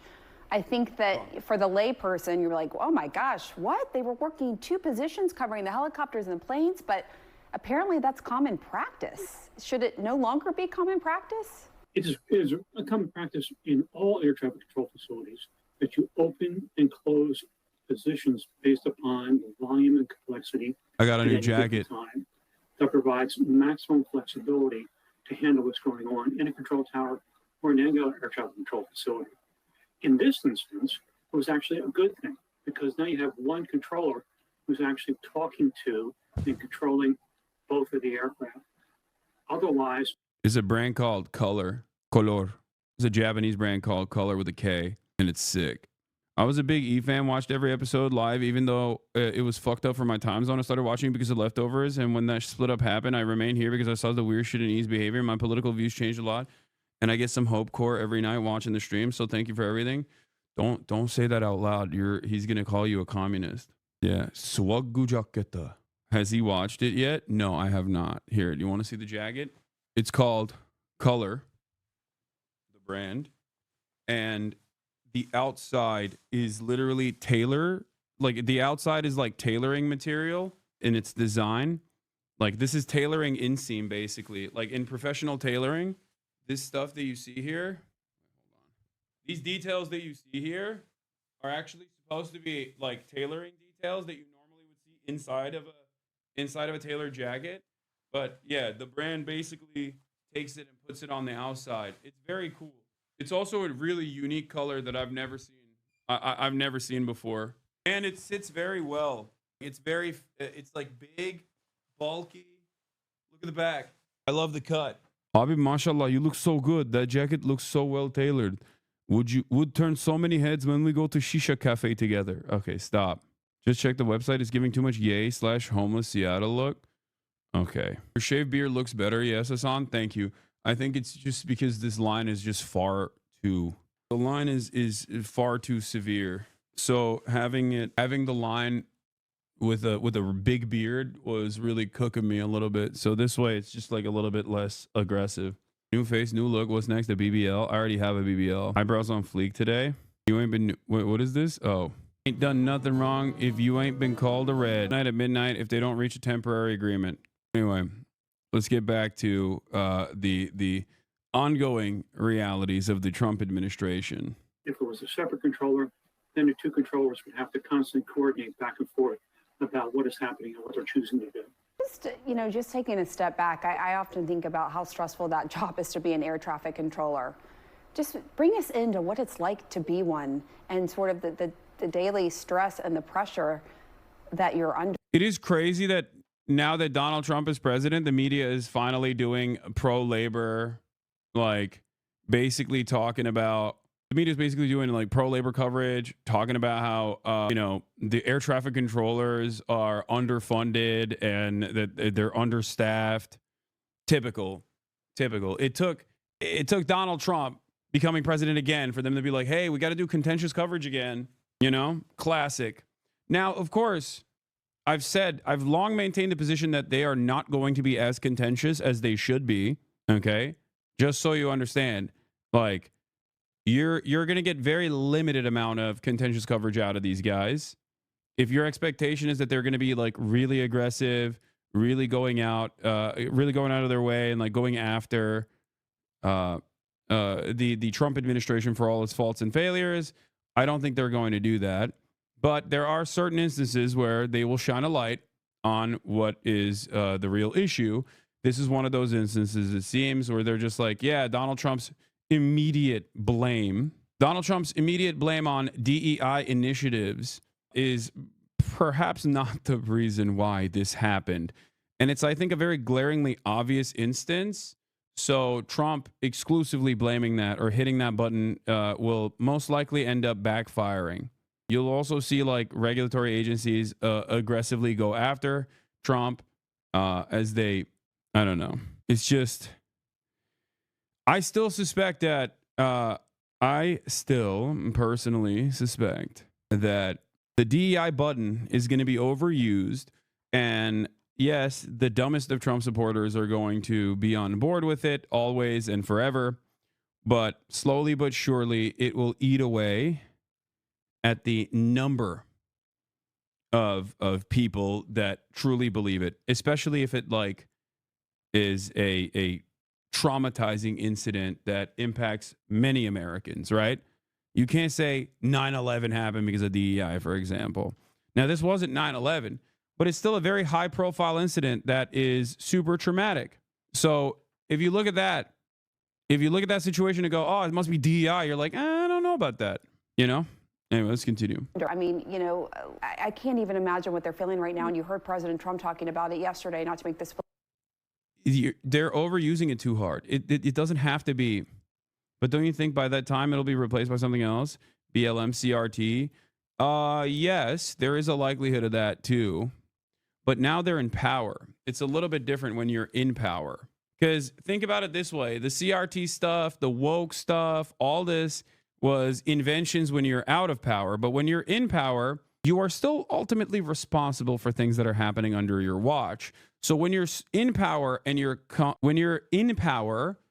complain about DEI, people are inevitably going to think, okay, it's kind of your fault, and I feel like you're deflecting blame away, and I've heard the story too many times, so now I'm starting to think maybe you're just kind of using it. Like in other instances, I still agree with you, but in this one, it seems like, maybe not the case. But yeah, as things get worse and worse year over year, as conditions worsen across the board, oftentimes due to underfunding, understaffing, the same exact problems that persist because everyone is interested in corner cutting. Inevitably, you will see more accidents like this happening, more devastating impacts of climate change, and they will constantly resort to DEI over and over and over again. But he's blaming DEI policies without having the evidence to support that. And I just want you to tell us from your experience what it's like. I believe the air traffic control profession is what is known as a meritocracy. And that is only the best can go through the rigorous selection program, screening program, and then the 1 to 5 year training program prior to receiving their certification. So having gone through that, we are very proud to have professionals who are competent and dedicated to providing the safest service in the world. And as a controller, I think there's nothing more gratifying, more fulfilling than being able to provide that service to our country. And there is no stress. When you enjoy your profession, you do not feel the stress. You deal with the responsibilities. You compartmentalize, as in the case of when this accident occurred, the controller immediately moved to where their priorities were. That was air traffic control. It's just remarkable. It really is. Michael McCormick, thank you. So I want to bring in Elizabeth McCormick, a former Black Hawk helicopter pilot, and Cedric Layton, CNN military analyst and retired Air Force colonel. Elizabeth, let me start with you. An Army pilot who has flown Black Hawk helicopters like you in this area around Reagan National Airport told CNN's reporter Haley Pritzky that the Army's flights are routinely planned down to the tiniest detail. This pilot said that based on the risk, the briefer will approve or disapprove parts of the flight plan. That assessment is then run by the unit's commander, then submitted to the FAA. So if it went through all of those levels, the question, of course, is just how could this have happened? Well, I believe there's three things that happened. If it had just been one, it wouldn't have been an issue, but three different things happened. First of all, they only had a crew of 3. And if you're flying a visual flight plan in a crowded airspace like this, they really should have had 2 crew chiefs in the back of the helicopter to clear each side, as the pilots only have visibility from straight ahead 12 to 3 o'clock or 12 from not to 9 o'clock to 12 o'clock. So you only have visibility of the front 180 degrees. Your crew chiefs clear the back. If you only have one crew chief, how much can you clear? I think that was a major issue. So and that's well interesting. As yeah, go ahead. Keep going. Well, so are you saying instead of You getting worried about the content, Nuke? Look a little worried there, boy. Yeah, I can't believe another person basically compiled Reddit posts from Epstein's subreddit into a shittily edited 2-hour video. Why are you filtering good info? What are you saying? I really don't want to be annoying. I have new info. Everyone that says I really don't want to be annoying is actually being annoying. How can I get a hold of you? I'm knowledgeable about Army aviation. I've been trying to reach out. I have verification. Please check log. I can answer aviation questions you have. I'm going to spam because the usual ways to reach you don't work. Can I DM you? I have important info. What's up? It's the eyebrows that make you look shocked. Yeah, the eyebrows are changing my reaction. You even left the country because they're deleting any comments that are pro Hassan. Yeah, of course they are, dude. What are you talking about? Like, obviously, number one thing that Ethan could never do is leave comments hidden. And he knew that people were going to watch it and be like, this shit sucks, dog. You're fucking stupid. So he probably hired people to literally clamp on every single pro Hassan comment instantly as soon as it comes in so that he can make it seem like he is not actually censoring people while simultaneously doing just that. You know, I think the content in and of itself will speak for itself. You know, did you buy new clothes or pay for hotel cleaning? I bought one new pair of pants and a jacket. Things fit me now. So that's actually pretty awesome. He called Kaya a designer dog. Yeah, maybe because I actually train my dog and not let her piss and shit and fucking bark all the goddamn time. No disrespect, but that's crazy. Coming after Kaya, that's crazy. Where'd you get bigger clothes? You just well trained, you know? He said Kaya was very expensive. Yeah, very. DDG fans must be really sad that there are no Epstein-like claims. Okay. I don't want to sidestep here. Okay. It's hard. It's hard not to, because it's like, it's begging for my attention, but I'm not going to entertain this meltdown. Let's continue. Remember when you also paid for everyone's adoption fees at that shelter? Yeah, I did. But hey, dude, I bet I'm assuming that didn't make its way into the content video, the content nuke, nor did a million other things that I've done, because the angle here, of course, is that I'm a bad guy and a scary communist, and also, dare I say, pro-Palestine, not anti-Semitic, very much against anti-Semitism, but also, yeah, I donated, but in a nefarious way. I donated. Every other streamer I like is watching the new We Can't Lose You Too. Yeah. I think one of the biggest problems for slop tubers in general is that they think they can tackle political commentary without like doing any reading whatsoever by simply attacking someone who does do political commentary, right? On the basis of like Reddit comments that they've compiled into a video and that they've like edited together. And the issue is you don't know what you're talking about. Like, you have no idea. You thought Roe v. Wade was the gay one, you know, a week ago. Like, you're not like a serious person. And that's precisely the reason why it'll end up having a bunch of stuff, Red Scare shit, at a time when Donald Trump is the president and is just like ripping through the country. Dudes are hitting Sig Heils, okay? The wealthiest guy on the planet is hitting a Sig Heil. The wealthiest guy on the planet is hitting a Sig Heil on a prominent stage, okay? And you're like, you know who's really at fault here? Fucking commies. the powerful communists. It's a McCarthyism done by someone too stupid to navigate anything he's talking about, and he just ends up looking even dumber. GG's. It has an unironic American patriotism montage. This video is for no one. Yeah. It's just sad. I don't know why he just won't go back to like fucking fun drama or whatever. You know what I mean? I don't know. He's just like desperately wants to be taken seriously in this field, and it's just not going to happen. Okay. Have a crew of 3, it should have been a crew of 4. How many people should have been on the helicopter? And then please continue with your other 2 points. Yes, so 3 is a minimum crew for a Black Hawk helicopter. In my opinion, when you're going into visual flight mode in a crowded airspace like this, it should be a minimum of 4. So you have a pilot on each side for visibility.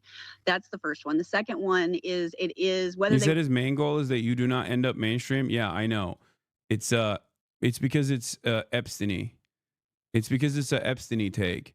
The idea that like I'm far too scary, far too dangerous to be made mainstream.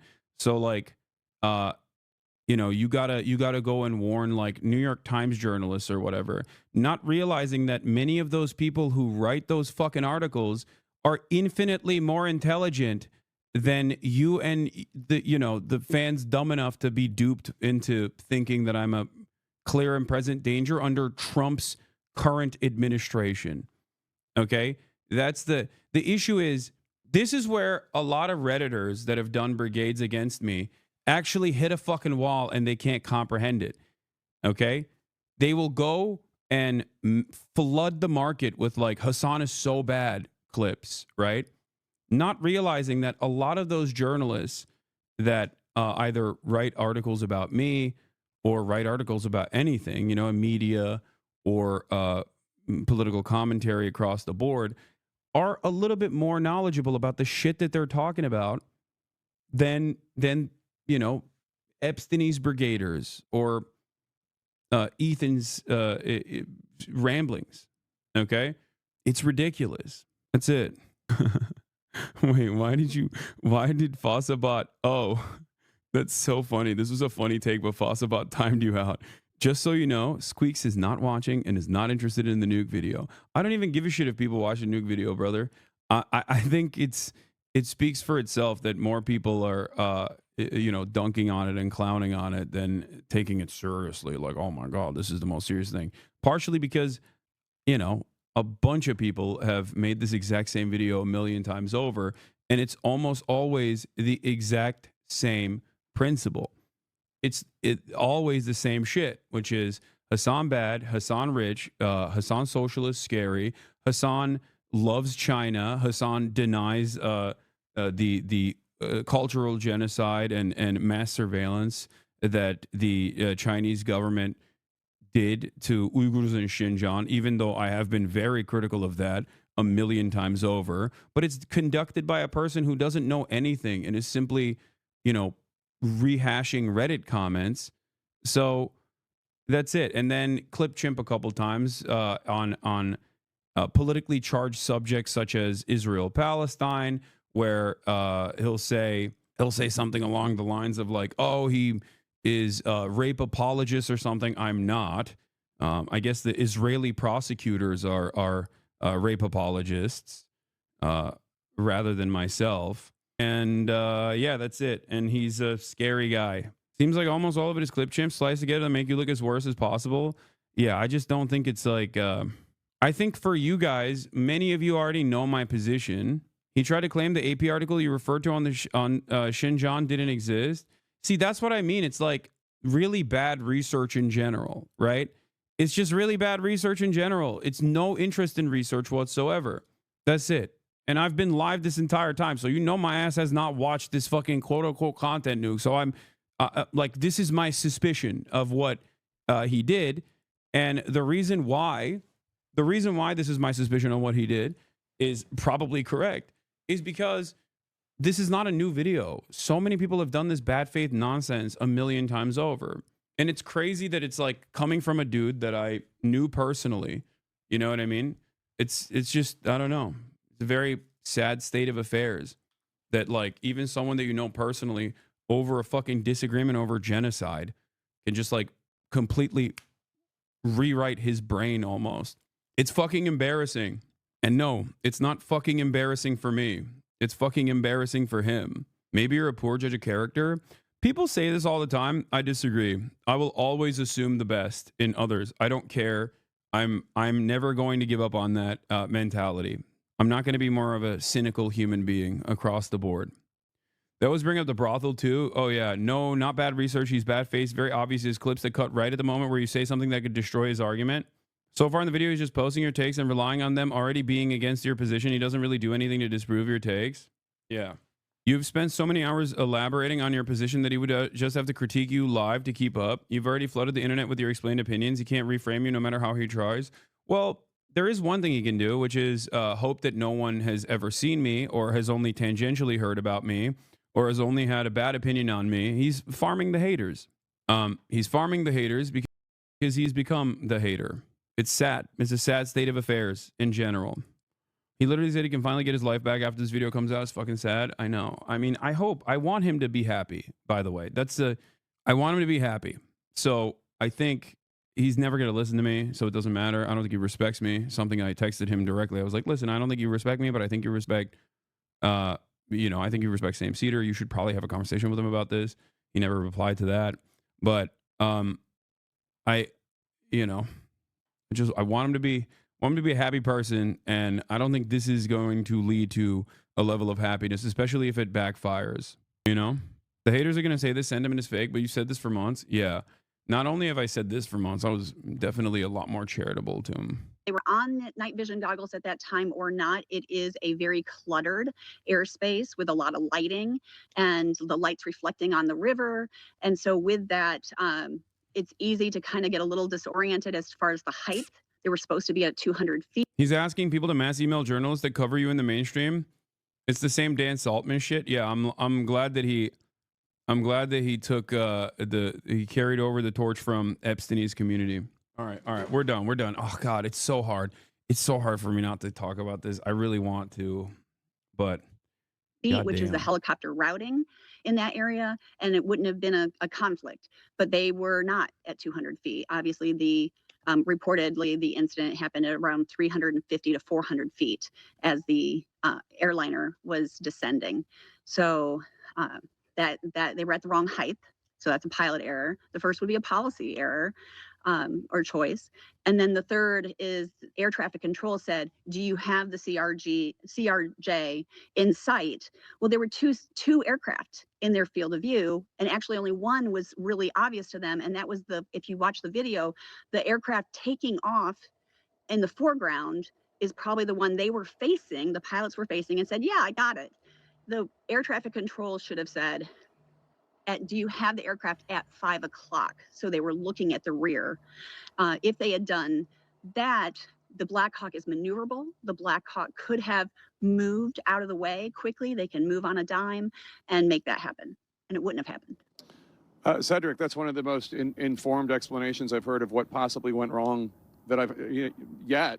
Thank you so much for that. Do you agree with what you had to say? Yeah, basically I do, Jake. Elizabeth has obviously a wealth of experience with this, and when you look at the way in which the crews are set up for Black Hawk helicopters, that's a critical thing. You've got the mission planning piece that you mentioned, and as Elizabeth was explaining, there are also so many concerns that they have to really look at, including not only the weather and not only air traffic considerations, but also what kind of things they can expect in terms of topographical features and things like that. And that should be a given.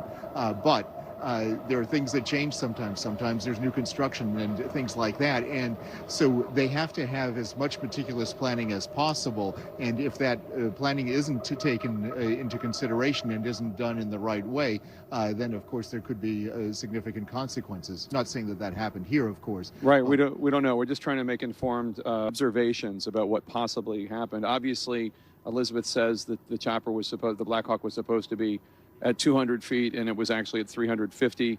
Right. Is that easy? Is that a mistake that's easy to make to be at 350 when you think you're at 200 feet? Not normally, because the altimeter, which measures your altitude, is supposed.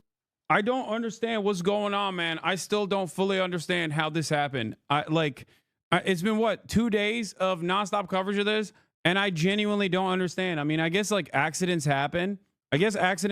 Right? And I guess that's the point, that this is just a simple accident. It just seems so insane because, once again, a plane crashing into a helicopter in the air is a very, very, very unique instance. It's just a midair collision is, I guess, I'd say more commonplace on military bases, I guess, when they're flying around and stuff. But like, you got a Black Hawk helicopter crashing into a commercial airliner. Like, that is crazy. It is not a common incident. It's been over 16 years since the last aviation disaster. It's not like it's common. Like, this is, I just watched a video with the guy. He explains it perfectly. It's the Black Hawk crew's fault 100%. I mean, that's what I think as well. Like, they should not have been there, I assume. I genuinely think it's super weird that the heli crashed into the plane, which makes me think it's a genuine accident, because why would they do that on purpose? No, the helicopter didn't crash into the plane, chatter. The plane still crashed into the helicopter. That's not how speeds work. A helicopter can only crash into a plane if a plane has already landed and is parked. It is engaged in a taxi process. The plane is much faster than the helicopter. Even when it is literally landing, a plane it is moving significantly faster than the helicopter. No, the heli did hit the plane. No, the plane is still. I'm not saying the plane directed itself in the direction of the helicopter. I'm simply stating that the helicopter didn't redirect itself to go and specifically hit the plane. That's what it looks like on camera. But what ended up happening is, in this midair collision, what ended up happening is the plane is landing and the helicopter happened to be in the same exact, like, right place, right time, or rather wrong place, wrong time. When people say the helicopter actually directed itself into the direction of the plane and like hit the plane, you're explaining something that is impossible as far as I understand. I'm not Mr. Physics here. I'm not a particularly intelligent person, but a helicopter does not have the capacity to chase after a plane and then hit it. Okay? You can only be in its direction. Even when a plane is landing, it's still fast in the top speed of a Black Hawk helicopter. Do you understand? It's the same like saying grandma crashed on the bus. Yeah, the helicopter moved itself into the path of the plane. No intentionality, of course, but the helicopter couldn't have hit the plane. That's what I'm saying. That is my point. Exactly. When people say the helicopter hit the plane, you make it, I think some people misunderstand it. Like, they think that the helicopter basically saw a plane coming and then just like moved in its vicinity and beamed it from the side or something. You know what I mean? Like, hit it like a cop car or something, you know? Like when cop cars will, what is it called? Like hook in pursuit, where they will like deliberately ram themselves into a car that they're pursuing, like an interception. Yeah, pit them. Like, that's not what happened, right? They're not doing, like, the helicopter wasn't doing like a successful pit maneuver or something into the plane. The helicopter was in the Blackhawks have a top speed of 170 miles per hour. The CRJ on approach goes 140 miles per hour. Not that the Blackhawk hit it. It just got in the path.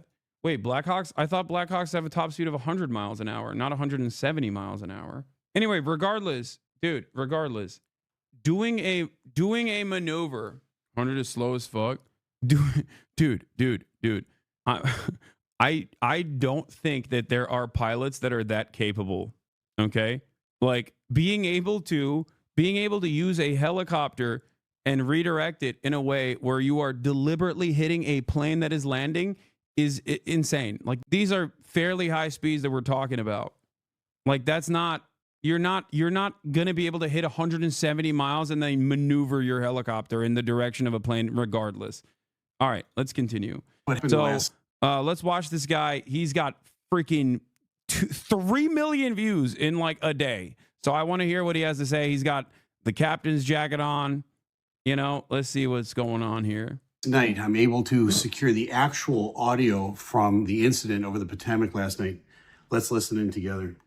Normally, I wouldn't watch something like this, but since it's got 3 million views and we are in Trump's America, and things like this seem more valid and more important and more real than watching CNN. So we're gonna do that. That's what we're gonna do. Let's go.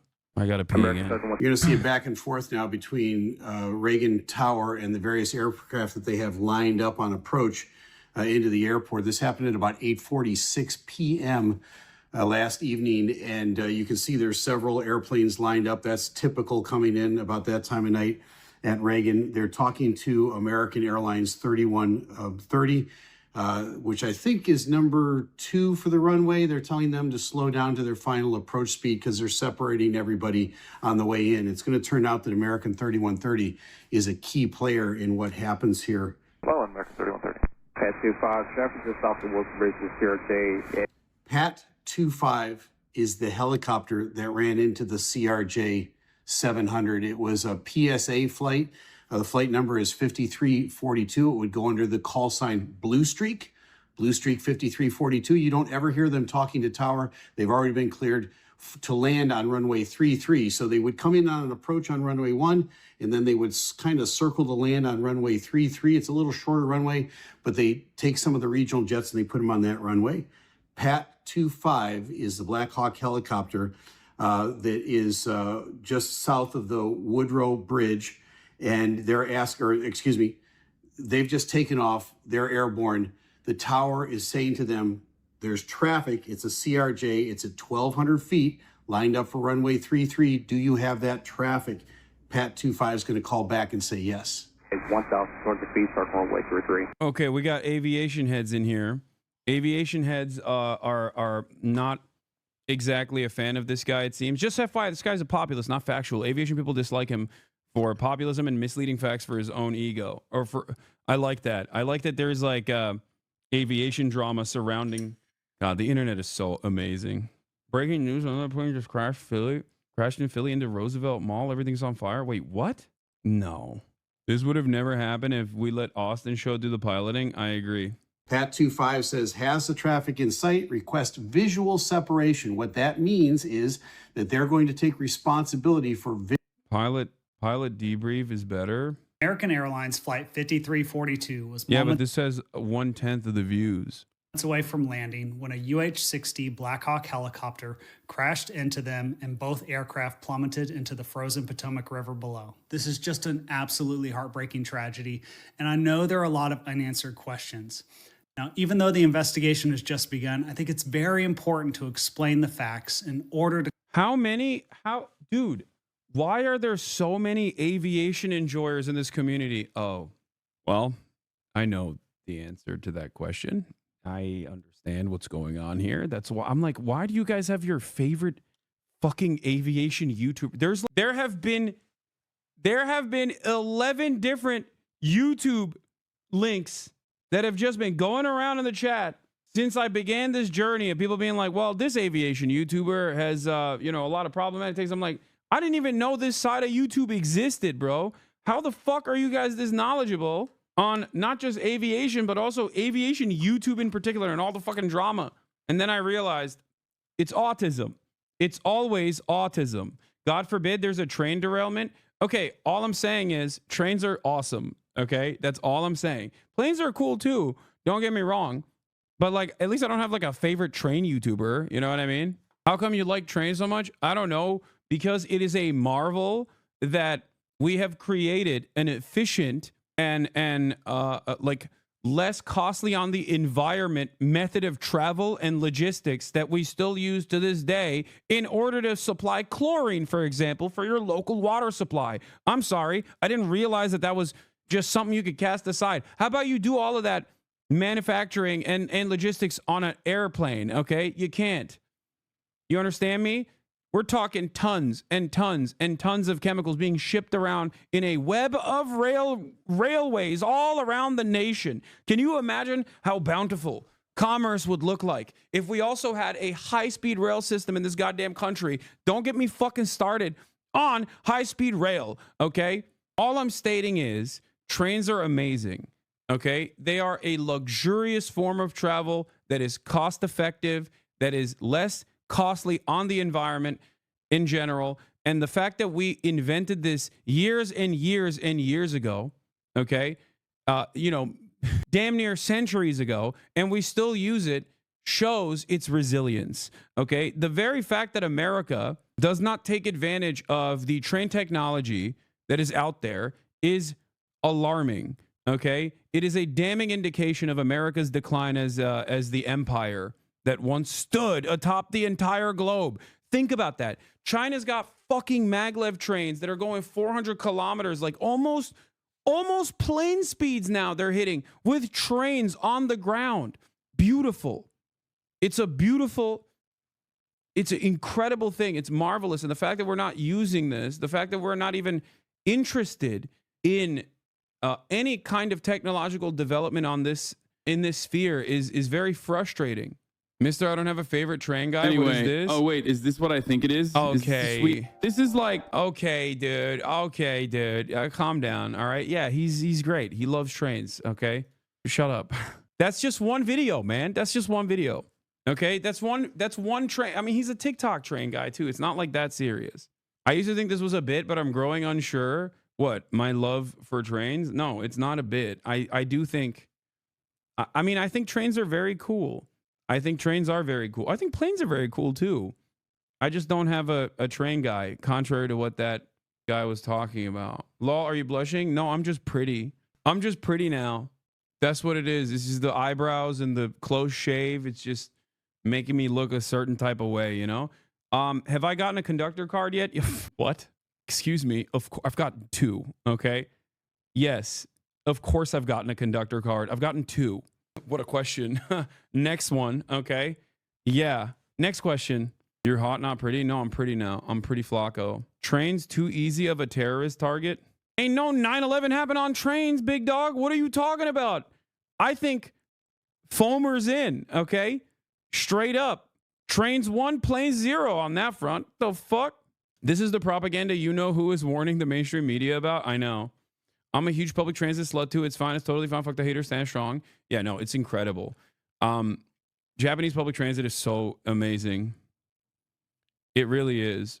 1977 Dutch train hijacking. Okay, all I'm saying is, what was the most 9/11? Unironically, is one of the most impactful, world-changing acts of terror. Okay, and that happened with a plane. It could not happen with a train. You couldn't do that. They need to bring those Japanese trains to LA. Oh, wait, the Philadelphia plane crash is real? Plane crash in Northeast Philadelphia leaves multiple houses on fire, causes explosion. What the fuck is going? Oh my God. 2 people were aboard the plane. Oh, it's like a Cessna probably, right? If it's a small plane. Okay, that doesn't count. Like, this isn't the same thing. Small planes crash all the time. Not to say it's not impactful, but it's a little bit different than a fucking Black Hawk colliding midair with a commercial airliner that was about to land. Austin correctly calls this out all the time. This is when certain incidents occur, okay, mainstream media will start hyper focusing on that. We saw an example of this, not to go back to trains again, but we saw examples of this initially with the Palestine, Ohio derailment, right? Train derailments are a very commonplace thing that happens approximately 1,000 times a year, 3 times a day, okay? And now they can be very consequential train derailments, or they can simply be, like baby derailments, right? It ranges. It varies greatly, okay? But when the Palestine, Ohio thing happened, and there was a lot of interest in this sort of thing, the media started covering all matter of different derailments that they normally would not cover.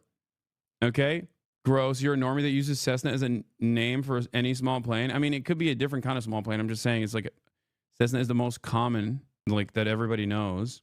But basically, this is in that same vein where Austin also correctly calls this out. Like, any sort of minor mishap in air travel will get elevated and will be talked about because there's a lot of interest in that sort of coverage. Anyway, so it's just algorithm farming, but for the old media, kind of. Did you see Bryce Mitchell's comments on Hitler? I did. I saw an article talking about it. I didn't see I didn't see everything, but it is yet another indication that things are getting things are getting weird. Things are getting very weird and very Hitlerian. But like, it's not that weird that a fucking brain broken fighter would have insane and horrifying takes like this. You know what I mean? It's just, but it only happens because these guys feel emboldened, though. I mean, that's it. Like, he's not the first guy. He's not the first like fighter guy that has had takes like this, and he won't be the last. But I think the reason why more people feel like comfortable coming out with attitudes like this is because of feeling emboldened by the likes of, you know, Elon Musk and everybody else. Even Dana White coming out against it, you know, it was fucking bad. Yeah, no shit. Is this the guy that took a power drill through his nutsack? Isn't this the guy who called out Elon like a week ago before this, said Elon's a rat and should share his wealth? Oh, this is that same guy? Yeah, I remember looking into it because I remember hearing him like talk shit about Elon Musk at a press conference, and immediately I was like, wait a minute, this dude is like, I don't think this dude is like, I mean, he's spitting here, but let me look into it a little bit. And I think he's like an anti-vaxxer and shit too. He's like excuse me, elaborate, you can't say that and move on. This is the guy who's like, I'm having a child because I want to improve the birth rates, right? That's the guy, right? We've watched a video of him wearing goofy ass glasses, talking about how he's gonna homeschool his child. He said he's gonna homeschool his child and that his child is not gonna be vaccinated. You've been this was he carries a Bible into the ring. The drill, Hassan, the drill thing. I don't know the exact details of the drill thing. He is a insane person, okay? Bryce Mitchell's the dumbest person you know, dumbest person they know. With everyone up in arms, let's take a breather, and remind ourselves that Bryce Mitchell should never be taken seriously. So here it is. Martial artist also weighed in 146 pounds in 17. He's holding up a Bible, screaming here. Let's start off. Here's the time on Ultimate Fighter that Bryce Mitchell uncovered a revelation about soap. You know what? Fuck it. Let's do this. I'm moving on from the plain stuff for now, okay? I do want to cover this story. Okay. Let's do this. So, Bryce Mitchell, a UFC fighter who's like super, super right-wing, a couple weeks prior, has this take, okay? And this is actually a decent take. Let's take a look at what he had to say. critical of Elon Musk. How do you feel about his involvement with the... Well, I think that time will prove me correct. Time will always reveal someone's true character, and if you put that man in a position of power, his true character will be revealed. And let's just put it this way. He has all the money in this country. He's the wealthiest man in the country, and he wasted on fucking rockets, man. Think about it, dude. He could actually help people with that. Like, what's crazy about this is that, like, shitting on Elon Musk is always A-okay in my book. Ironically enough, he's shitting on Elon Musk in the absolute worst way possible, even though this is a very commonplace critique. I would go so far as to say that like, SpaceX is probably one of the only good things that is directly associated with Elon Musk. I don't have an issue with space travel. I don't have an issue with space travel. I think that space travel yields tremendous amounts of innovation. And I understand why people are like, well, why are we going to space or spending so much money on space when there's like problems down here? And I do understand that sentiment. Okay. I do understand that sentiment. Make no mistake. But I don't think that like we should be curbing back scientific achievements. And things like SpaceX should not be privatized, but instead it should be nationally funded, NASA. I don't have an issue with space travel or any sort of technological advancements, any sort of scientific achievements in that vein. But he don't give a shit about you. He's got all the money in the world to help you. It'd be a penny to him, and you would never have to work again. He don't give a shit about you, though. He wants to waste it on rockets and waste it on all these cars that suck. And time will reveal the character of that man. And the more he gets under the spotlight, you can't fake it forever. His character will be revealed, and you mark my words, it will be seen that he is a rat bastard. So just let him talk about Hitler before you give him his flowers? No, I'm not giving him his flowers. I'm giving you context. I'm giving you context because, oh, he seems based. Oh, my God. Except, nope, not at all. Okay? Even a right-wing moron can recognize that Elon Musk is fraudulent.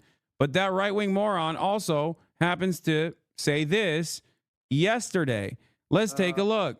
Hitler, hell and the Nazis. I really don't think that he was, because I honestly think that Hitler was a good guy based upon my own research, not my public education. Dude. Amazing. Okay. In 12 seconds, he said, I think Hitler was a good guy and then immediately said, based on my own research. Amazing. Okay. Amazing. No, not public education, my own research. I love when dudes do their own research. You understand me? I love it. I did my own dang research. That's why I'm not vaccinating my child. That's why I'm homeschooling my child to teach him the glories of Hitler. And also on top of that, that's what I put a drill on my ball sack. I am what they call an autodidact, self-taught. Indoctrination. I really do think before Hitler got on meth, he was a guy to go fishing with. Hitler, he's saying Hitler wasn't just a bad guy, but also on top of that, he was a cool guy, a guy to go fishing with. That is insane. What the fuck? What is he saying? Brother, what? My fishing buddy, Adolf. You might know him from his comical mustache. I know him as the guy who knows how to catch yellowtail. You don't understand. It's the meth that ruined Hitler. I like Hitler, the original. Yeah, I call him Adolf Fischler. Very cool. That's awesome. Also, I feel like if there's one guy who knows what meth does to people, it's this guy. Hold up. Let's hear him out now. He was a guy to go fishing with. He fought for his country. He wanted to purify it by kicking the greedy Jews out that were destroying his country and turning them all into gays. They were gaying out. Okay. Yeah, he's showing his work. He's done his research, guys. Okay. Wait, so what doesn't he like about Hitler that meth ruined him on? That's like what was it, the tactical mistakes due to was it consistently moving eastbound? Like, was that like what actually doesn't he like about Hitler that he thinks meth interfered in? Look at the other guy's face. He's like, dude, what are you saying? Arkansanity, the Bryce Mitchell podcast. Yeah, he's like he shouldn't have opened up a new front. Okay, let me tell you about Adolf. Meth is the reason why he did a second front. Shouldn't have done that. Okay, no more new fronts, I say. Without meth, Adolf, good guy. Good guy. This guy's research was reading Mein Kampf? No. I think his research is just simply reading comments. Because if he, I don't think he reads too much. Look, I'm sorry. I don't think he reads in general. I don't know if he's capable of reading. I think he saw memes on Twitter. I think that's unironically what happened here, because this is CTE in real time. I think this is the first time I got CTE by hearing someone speak. So truly a unique space that we exist in now, where I'm getting audio-induced CTE, okay? He saw an AI picture of Adolf Fischler holding up a yellowtail, and he thought to himself, good guy, loves his fish, loves fishing. Also, wasn't Hitler vegetarian or some shit? This makes it, Hitler was pescatarian. A lot of people say he was vegan. That's wrong. I did my research. He's actually pescatarian. He definitely went to town. He genocided them fish, let me tell you, okay? Oh my God.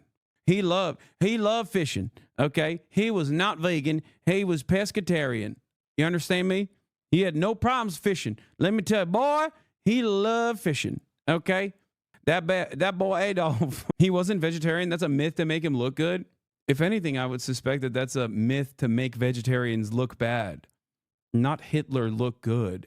I think that association doesn't work in the way that you think it does. Okay, like, who is that for? Who? Sometimes you got to ask yourself, who would that argument be for? Like, who is the vegan who's or a vegetarian who's like, I really hate the Holocaust, but when I found out that he's vegetarian, it really changed my attitude about him. He was vegetarian because he had issues digesting meat, not for any actual moral reasons. Anyway, let's continue. Kids, they were queering out the women. They were queering out the dudes. They were, what her first tranny surgery ever was? Happened to be in Germany before Hitler took over. The books that everybody makes fun of Hitler burning? You know what the books was? Queer books. I mean, okay, this part is not wrong. It's just that the energy he has for it, I take issue with, let's just say. Okay? he's not wrong. The first books that the Nazis burned were literally books about, you know, transgender medical research. It's just that I don't associate that with a positive. He does. He's saying it's good. He supports it. By the way, this isn't unique to the CTE-addled mind of Bryce Mitchell. Make no mistake. If I recall, Steve Crowder also made an identical argument, not realizing that he was saying, like, Hitler is good. Or maybe he did realize it and didn't care. But that's Steve Crowder has made a similar argument to this as well. I'm sure there is some insane old Hasanabi heads in here that remember the exact clip, and maybe they'll send it. No, it was Hinkle. No, Hinkle has made that argument too, but I'm saying, like, no, Hinkle has a different argument. Jackson Hinkle says Hitler and all the Nazis were the F slur. Hitler burned queer books because Hitler didn't want a bunch of queers destroying his nation. They can't produce children. Dude, is also funny because, like, this is the argument that Nazis were making. Okay, this is the argument that the Nazis were making, which is that, like, Jews have infiltrated the halls of intelligentsia and are spreading moral degeneracy both in the arts and specifically in college campuses. Now, if that kind of sentiment seems familiar to you and, dare I say, make you a little uncomfortable, okay, understand that it is, yes, you're right. Your suspicions are correct. It is identical to what Republicans say today, okay? Just, you know, a little bit of tweaking. That is what it is. They used to, Nazis, early fascist commentary surrounding this was that Western civilization, German civilization, was superior to all else, to all others, okay? And that Jews were the enemy from within that had actually taken over academia and were making Germans gay. Were actually the socialist Jews were basically doing woke. Socialist Jews were doing woke in academia in a deliberate effort to undermine superior Western civilization. Okay? They never say why that's bad. Yeah, they just simply say being gay is morally degenerate and wrong, and that's what the Jews are up to. Like, basically, that's what they say. It is pretty crazy because it's damn near identical. Your forehead has a rash. No, it doesn't. I mean, it is definitely. My skin is very sensitive. I've never had stray razor taken to it before, but bro, they're making me suck dick, bro. Help, these evil degenerates are corrupting me. Help. They've made it vogue to suck cock. You don't understand. Before I saw the gay Jewish invention of television, I never thought I'd suck a cock like that. I never thought I'd want to put a penis in my mouth. But what about? They're beaming my brain with sissy hypno porn. Anyway, so let's look at some of the funniest things that Bryce Mitchell has done, starting with the most insane one. Fighter Bryce Mitchell details gruesome groin injury suffered in power drill accident. Pro tip: do not stick power drills in your pocket. Mitchell took to social media to share an unexpected update on his medical status on Tuesday, and boy, oh boy, was it ever horrifying. The 23-year-old was apparently doing some woodwork this week when the power drill he had in his pocket accidentally turned on, doing quite a lot of damage to his testicular region in the process. I'm going to be out for a little bit, says Bryce Mitchell. So I was going to train today, but I ripped my nutsack in half. I'm about to get stitched up. I was holding a board over my head with a drill in my pants. I was sizing up the board and the drill went off and tangled my nuts up in it. I dropped the board and reversed the drill and untangled my nutsack, but they was ripped in half. I'm serious too, lol. I obviously can't post a pic, but when my nuts are sealed back up, I'm going to come train again. I think a high kick would re-rip them, ha. And if I hear any shitty puns about how this whole thing is nutty or screwed up, I ain't talked to you for about a month. If you're going to drop a pun to make fun of me, at least put some thought into it. T-H-O-T, into it, lol. He did apparently upload a very disgusting photo of his blood-soaked boxer shorts in the aftermath. Mitchell, who is 10-0 in the UFC, will obviously be out of commission for a little while. He needs some time to allow his beanbag to recover. Why is CBS Sports writing this? What is this person saying? Hold on, let's see this. Would you say you have stood up for Jews now and in the past? I don't know, man. You're 36-month subscriber. What do you think? What do you think? Yeah, this is written. This CBS article is written like a Barstool article. I don't know what's happening. Lol W. The answer is obviously yes. That's bait from the video. Yeah. Anyway, let's continue.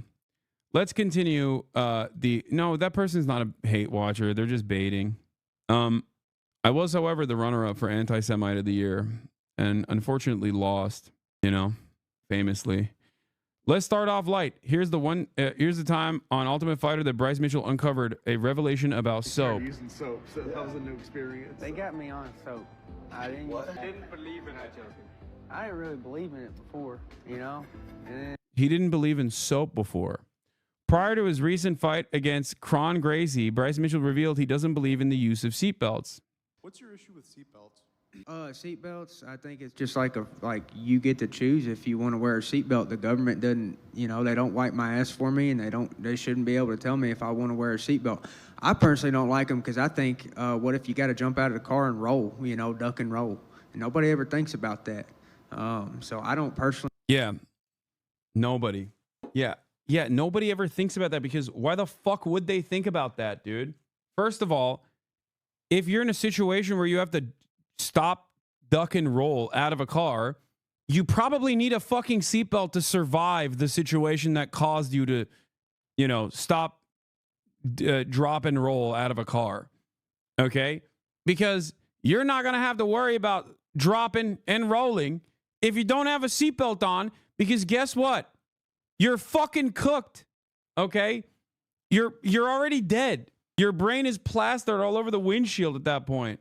Yeah, you're going to be stopping, dropping, and rolling out of that fucking windshield anyway, so it's all good. Don't worry about that. Wear a seatbelt, but I grew up, my mom never wore one. I just don't believe in them. Yeah, when she was pregnant with me, as she told me, that's why I am famously the way I am. That's why I got a hard head, as my mama told me, the hardest of heads. That's why when I get kicked in the head, I don't feel nothing. It's not up to the government to decide if I should wear a seatbelt or not. So that's just my view on it, and that's why I don't wear them. But maybe, I strap my baby in, I strap Tucker in, but I just don't like wearing them. I like the maneuverability. What's your issue with seatbelts? Seatbelts. Bryce outlines his belief in the flat earth. Oh, I remember this one as well. His beliefs in the flat earth and makes an impassioned call for other Christians to see the sense. If me and you were equally fast. It's just crazy to me because it's like, pick a struggle, man. You're making chat dumber. Yes, you're right. I am doing that, I think. So he's going to abandon his kid when he rolls out. And I run on the inside and you run on the outside. He's not going to abandon his kids. He's going to homeschool his child. He's going to homeschool his child and also not vaccinate his child. He already said it. Side of the track, who wins that race? You. Because I'm on the inside. Sure. Because the further you go out from the center of that circle, the more distance you have to travel to complete a circle. Dude, this is really funny. Dude, the music in the background. This is the truth music, okay? This is the music that This is when you hear this song, when you hear these sounds, you're about to hear some truths, okay? Some cold hard truths. On the Patrick Bet-David. Circle.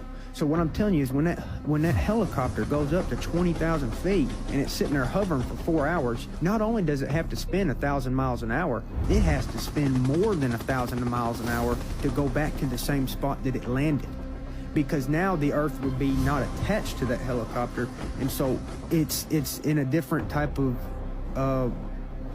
rotation. It has to cover more distance to land in the same spot.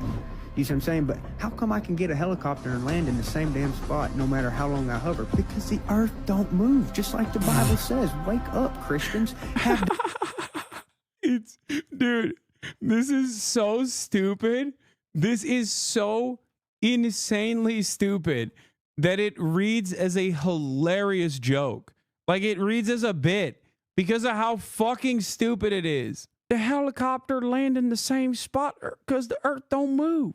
Like, if when I first saw this video, I thought it was parody.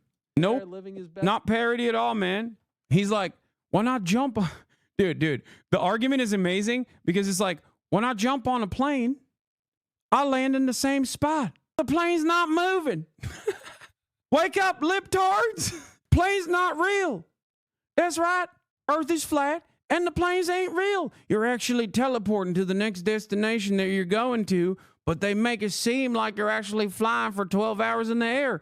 Guess what? I tried it. I got on the dang plane. I jumped up. Stayed in the same dang place. Damn, this guy's good.